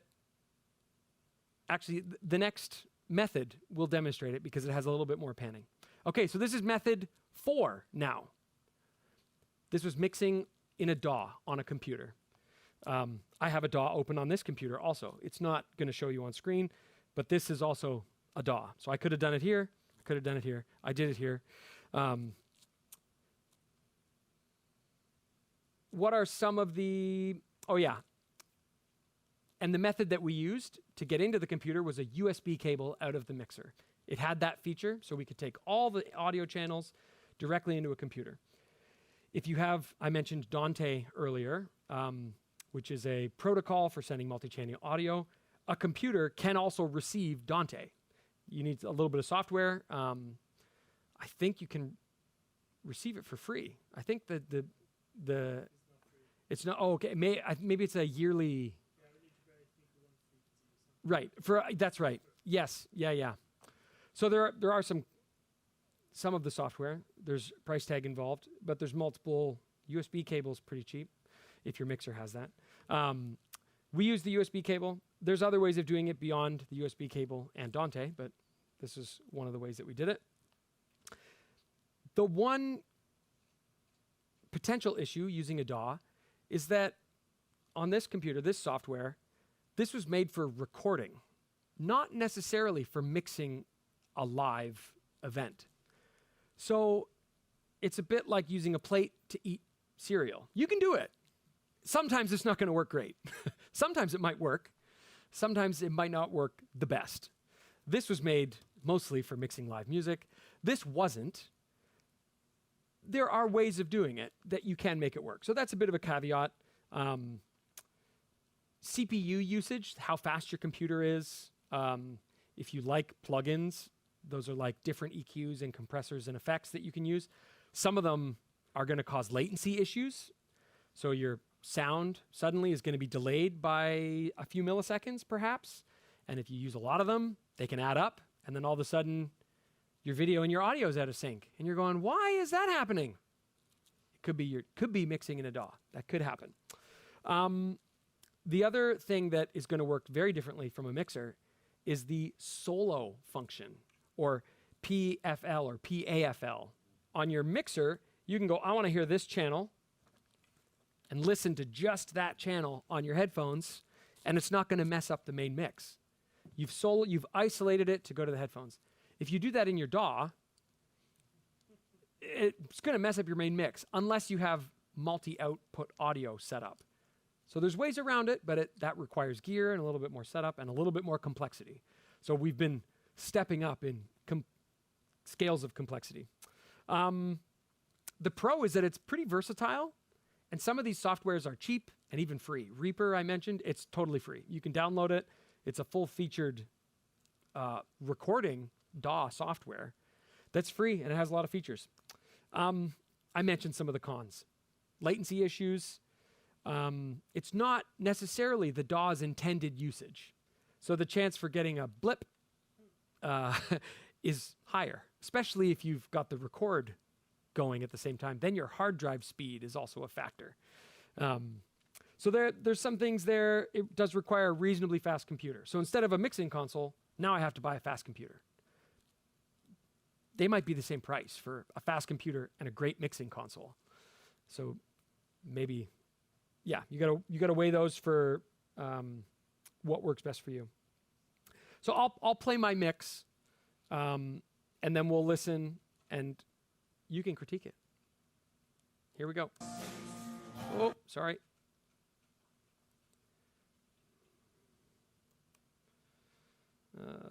Okay, here we go. His face, I rest on his unchanging grace. In every heart, stormy gale, my anchor holds the king there. Christ alone, Christ alone, cornerstone, weak made strong. Okay. So I've already said I like the sound of room mics, so you can hear they're mixed in there, fairly present. I'm using most of these techniques. I knew I was going to be talking about these techniques, so I tried to use them. In the mix, I have the piano slightly to one side and the guitar slightly to one side to create a little bit of space in the middle for the vocals. But that doesn't mean we can't propose any improvements. So if you have thoughts, let's hear them.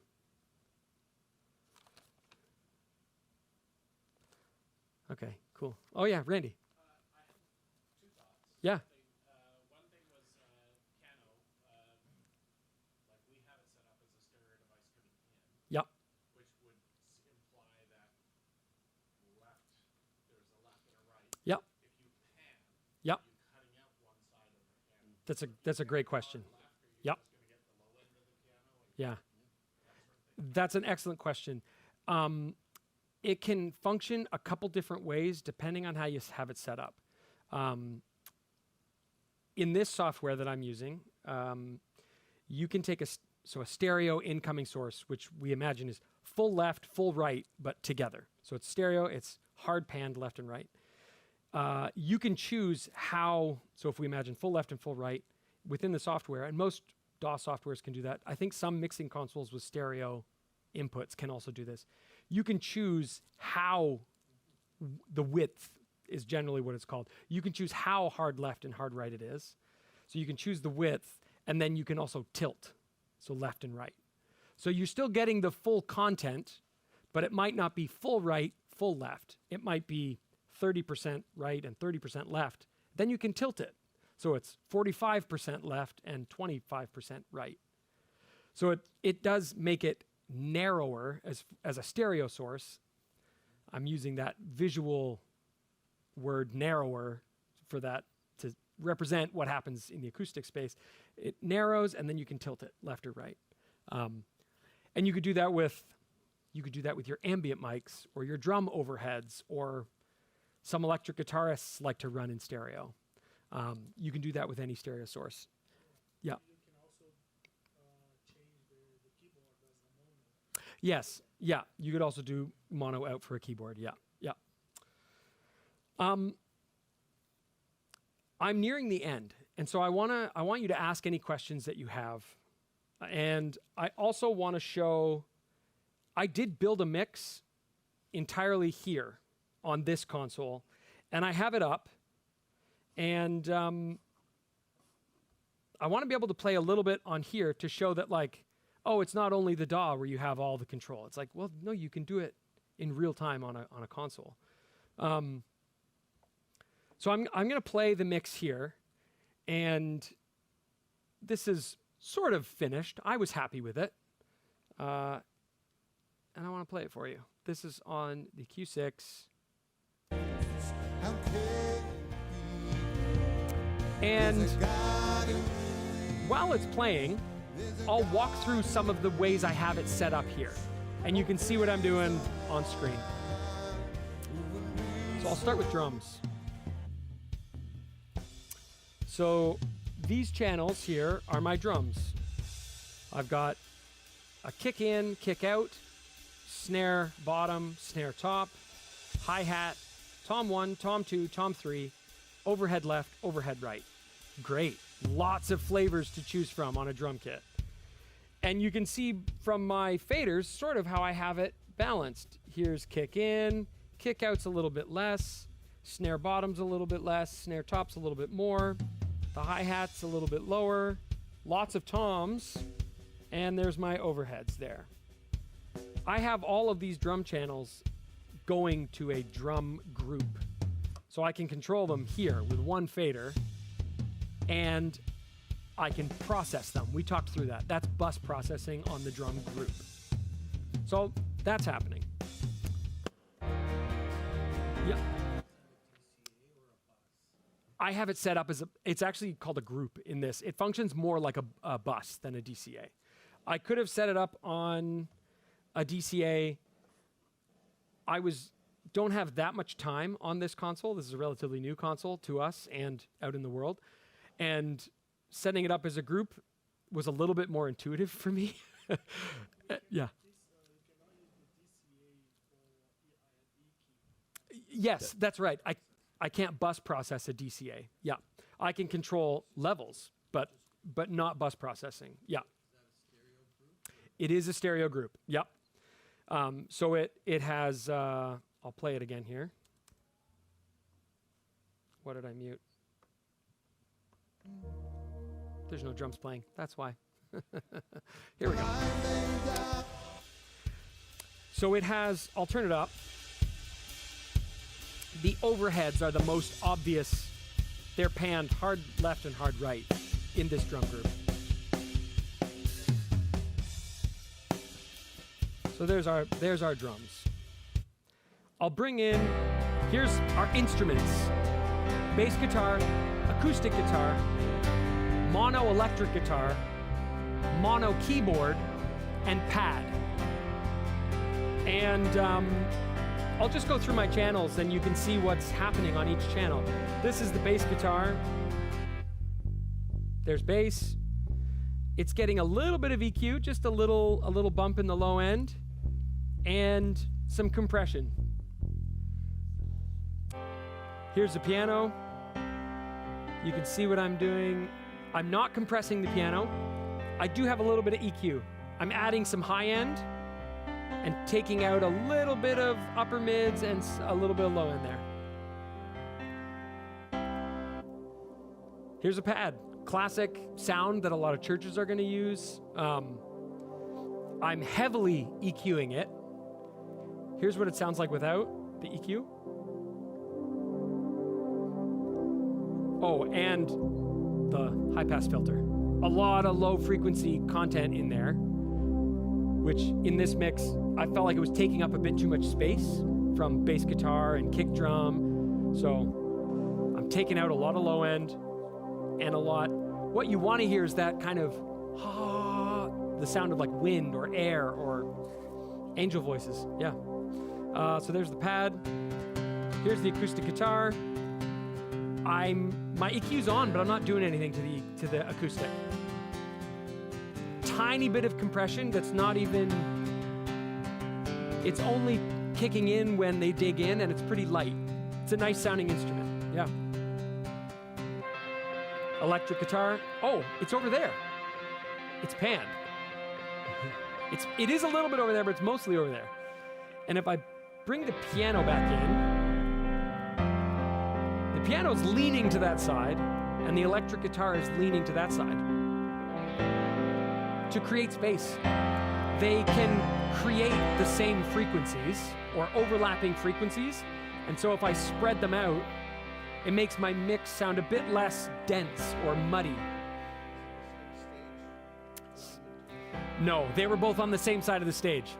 So I'm breaking one of my recommendations, but I think it sounds better this way. So here's all those instruments back together. Okay, let's look at voices now. There were two vocalists. Steve, their worship leader, worship pastor, he's the male vocalist, and they had a lady volunteer singing. so good to me. Let me pull up Steve's voice. Here's what I'm doing on EQ. Not just a little bit of high end. And to the female, this is the female vocalist, nothing except for the high pass. And part of that is because there's drums behind them on stage. And so their microphone is picking up a lot of bleed. High passing can take some of it out. It's not going to remove all of it. But there's my vocals, and then we have those room mics.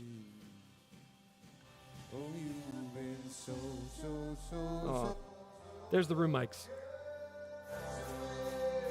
And then here's the full mix, here's everything. So good to me.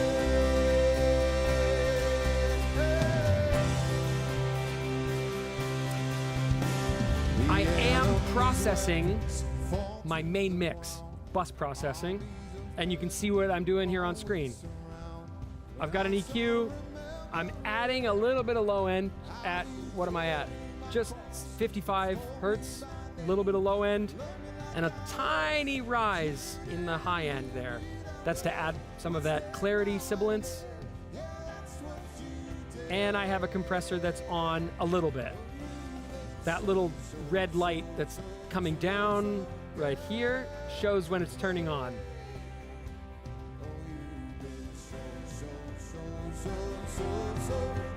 Yeah. Wow, I'm long-winded.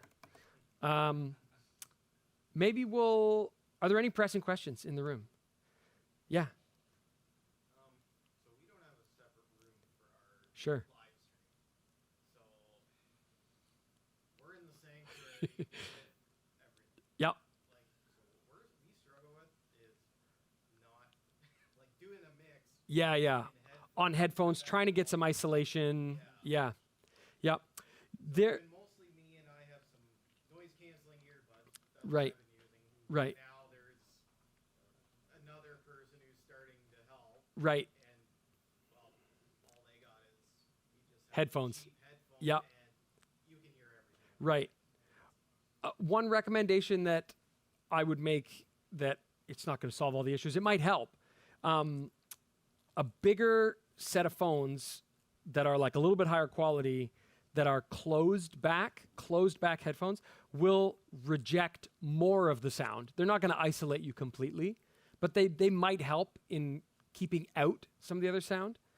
Another thing I've seen done is wearing a decent set of earbuds with noise canceling off, but then putting like muffs on, like that you'd wear for mowing your lawn, like earmuffs that will lower outside volumes quite a bit. Yeah, this is a longer conversation than we're going to get into right this moment. But if you're using noise canceling headphones right now, I would turn off the noise canceling this coming Sunday, because noise canceling, the way that technology works, is actually going to affect the way that the sound that you're hearing is. So that's actually going to be creating some problems for you in clarity for your mix. It might seem like it's solving one problem, but it might create another. Yeah. Yeah. Going to close back headphones is going to be a much better solution, or the doubling up, as Jordan mentioned, is going to work for you. Yes, sir. Still make DT770s wire? Yeah. That's yeah, what they these do. are. That's I've been using those for 100 years, and you can't destroy it. They're heavy to wear for a long period of time. I like them. Yeah. So, so what's, just because it's not catching on the live stream? So the Bayer DT770s are a great headphone for this kind of thing, because they are closed back. And as Brian said, he's been wearing them for 100 years, and he started when he was 50. And they're still working. Boy, aren't you glad you came tonight? I have. I mean, the AT Audio-Technica MH60 or 70s or something. Yeah, I've they're had good twos. a lot of great success with those as well. Yeah, there are a number of headphone options that we can talk about for sure. So I guess I have a question for you. Yeah. Oh dear. So, if you're going to the second mixer solution, depending on how you do that, if you were to do it with 2 of the new Q mixers, then you might be able to do 2 mixers over Dante at 16 channels. Yep. So that's not the full 32 channels that the console will do. So it would be 16. You might be able to do that for an additional $5,000 or $6,000 for the second mixer. Right. Maybe a little bit more, a little bit less, and then you might want to pay us to help you set up the Dante network and get everything figured out, and some training.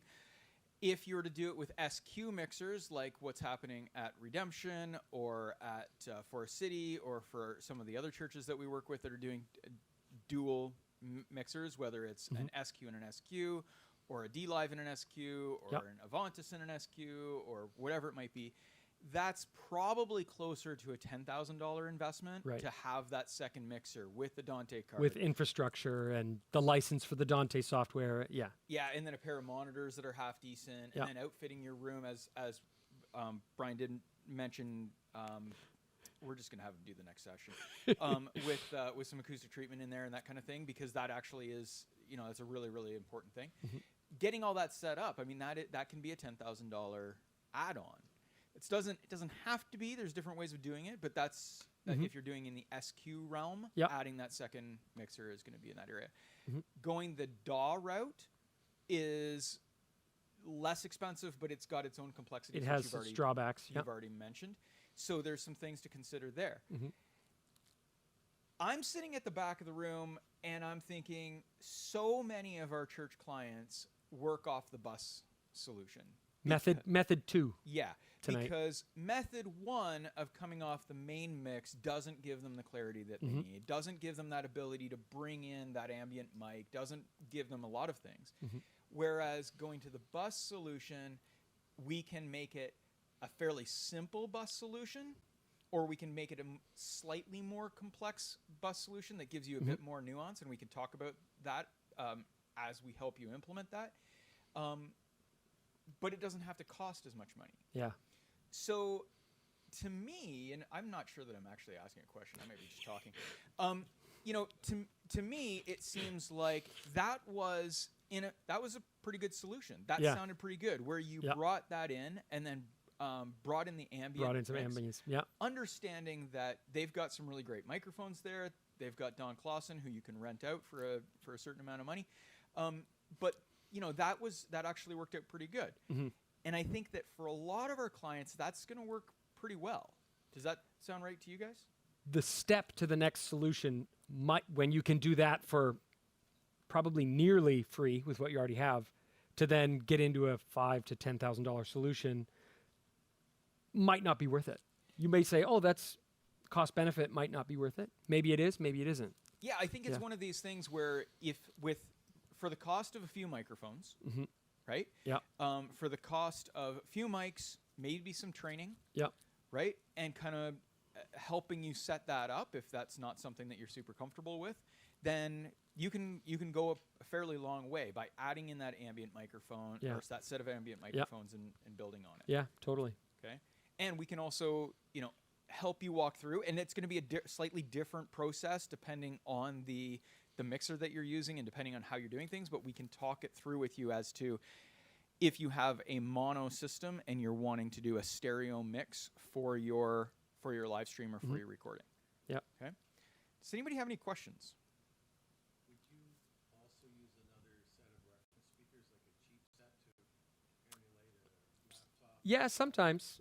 Yeah. So the question is would you use a cheap set of speakers or something like that, like that old idea from recording where you go in the Oratone single speaker in the middle of the room. Yeah. Or you're going to sit in, you pull the recording and put it on a cassette and then go and sit in your car and see how does it sound. That kind of an idea, right? Oftentimes, a laptop playing back, simulating the environment that people at home might be using, or like a tablet with headphones, or like, I know a lot of people who just put it on their computer and say play, or through the TV, whatever speakers are connected to the TV. Cool. Yep, that'll do. There's lots of ways you can do that, but a set of computer speakers can often be a decent reference maybe not to build your mix, but maybe to reference your mix. Yeah. And I mean that doesn't have to be complicated. Like that Yeah. doesn't mean, oh, we got to go and figure out how are we going to now have this and this and this on a Sunday morning. It may be just, okay, we're done on Sunday, Sunday afternoon, Tuesday afternoon, whatever it is, we go back and listen to the stream on a TV or on an iPad or whatever and go, okay, Take notes. so I did this, but now I'm hearing that I can't hear any of the low frequency on this TV, right? So what Right. do I do about that? Or wow, the ambient mics are really loud because I can hear Mr. Smith, and that probably I either need to move the mics or move Mr. Smith, one of the two, right? That kind of a thing, and try to figure out how to make that work. If he's been there for years, good luck. Yeah, move Yeah. the mic, move the mics. More importantly, is he the biggest donor? Yeah. Yeah. Yeah. Well, if he's the biggest donor for your extra mixer, maybe that's maybe he Yeah. stays. Yeah. Yeah. So I mean, Totally. there's a number of things to consider as you're Yeah. doing that. And we do all this to say, not to say this is the professional solution, this is what you should be doing. Sort of to say you can employ any of these methods and get a good result. There's just lots of variables involved, and any of them can be considered like a professional solution. It's just depending on what your needs are, what your goals, priorities are for that live stream experience for the end user. So Yeah, absolutely. Another question at the back. Is there a way of inexpensively adding ambient mics if you don't have enough input left in your board? Right. So Yeah. so the question is there a way of inexpensively adding ambient microphones if you don't have more space on your board? right. Possibly. That could be like shoot us an email and we can, it might depend on the intricacies of your system and what mixer you have. Yeah. Yeah, definitely. There are some. It would depend a lot on what your mixer is because there are some things that we can do. Like for instance, this is a 32-channel mixer, but we can also get a couple more channels out of it. So there's a couple of other things that can be done if you do this or that. Or as somebody pointed out, you could do a submixer. Again, we want to be careful how much we're doing that sort of a thing. But there's a couple of different ways we can attack that. Actually, the way to do it is tell the pastor that he would sound better with better ambient mic, but oh darn, we've got to buy a more expensive That and the microphone. yeah, that could do it. I can't repeat that, Brian. Brian just said, if your church would like a new mixer, call him and he will help you to purchase it. Okay, so thank you very much for coming tonight. Thank you very much for joining us on the live stream. It looks like there's a number of people on different platforms joining us tonight because this is an interesting topic and a lot of people have questions about it. Sometimes after we are working on one of these or while we're working on it, we think, we are supposed to actually be trying to make money at Horizon to help to pay for things. And the question becomes, are we actually making any money having this conversation tonight? I don't know. If somebody buys a mixer, it probably helps to pay for things. But at the end of the day, this is a matter of probably training. Like Yeah. if Could be the you- most effective way it's to. probably the biggest thing in this situation. We're not trying to sell you mixers or really anything else tonight, but probably if you're walking away from here thinking, hey, I'd like to do this, I think that we can improve it given some of the suggestions that Jordan has made, and I think he's done a really great job of proving his arguments tonight. He's done a great job with that. Probably training and coming out and talking to you in your situation, looking at things. Maybe that involves us bringing out a couple of microphones so you can see what that looks like. We do have a rental inventory here, so we can bring out a couple of things. And we might get there and go, hey, you know what? You've actually already got these mics kicking around in the bottom of that drawer. Or it might be the kind of thing where, hey, you already have mics for the choir, right? And you're not using those right now, or congregational microphones that are hanging in the room. What can we do to try to take advantage of those and make something work? Yeah. So, let us know. We do training all the time. and we're happy to help you Like out. on site with your team, in your space, on your gear. That's something we do. Yeah, absolutely, and we're doing it all over the place. Yeah. Okay. Now this is the part where I'm supposed to talk through what's coming up next. Genel X. Oh yeah. Okay. So we already talked about the Genel X. We already talked a little bit about the fact that we've got these the elementary and high school Study hall. study hall. Yep. Logan, what else have we got? November resource stage. November resource stage. Haha. Okay, what to do when things go wrong. This is a session that I think is going to be kind of interesting. It's troubleshooting 101. Conversations about this, and it's going to be a good one. At first I was thinking, oh yeah, this is a good idea. Then I was thinking, this is a terrible idea. We should not be doing this session. And now I'm back to, I think this is going to be a good one. I think it's going to be really interesting. So we're going to talk through, doesn't matter what it is, what are the steps to work through when something's not working. Again, here in-house at Horizon or online, we'll be streaming at resourcestage.ca. Then we will be taking a break in December, as we always do, and we have other seminars planned or coming. They're being planned for January through April, probably. something of that sort. There are 2 different sessions we haven't actually told anybody that we're doing.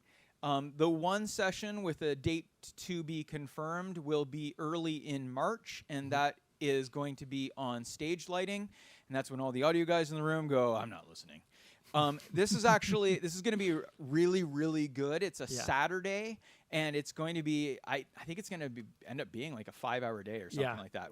The better part of a day. Yeah, probably. we're doing lunch. Lunch included. We're going to have a whole bunch of, now the audio guys are listening again. Yeah. Oh, lunch. So we're doing lunch, and we're going to have a bunch of lighting in here. We're going to be talking about, it's going to be good. It's going to be really, really good. So that one's coming up in March.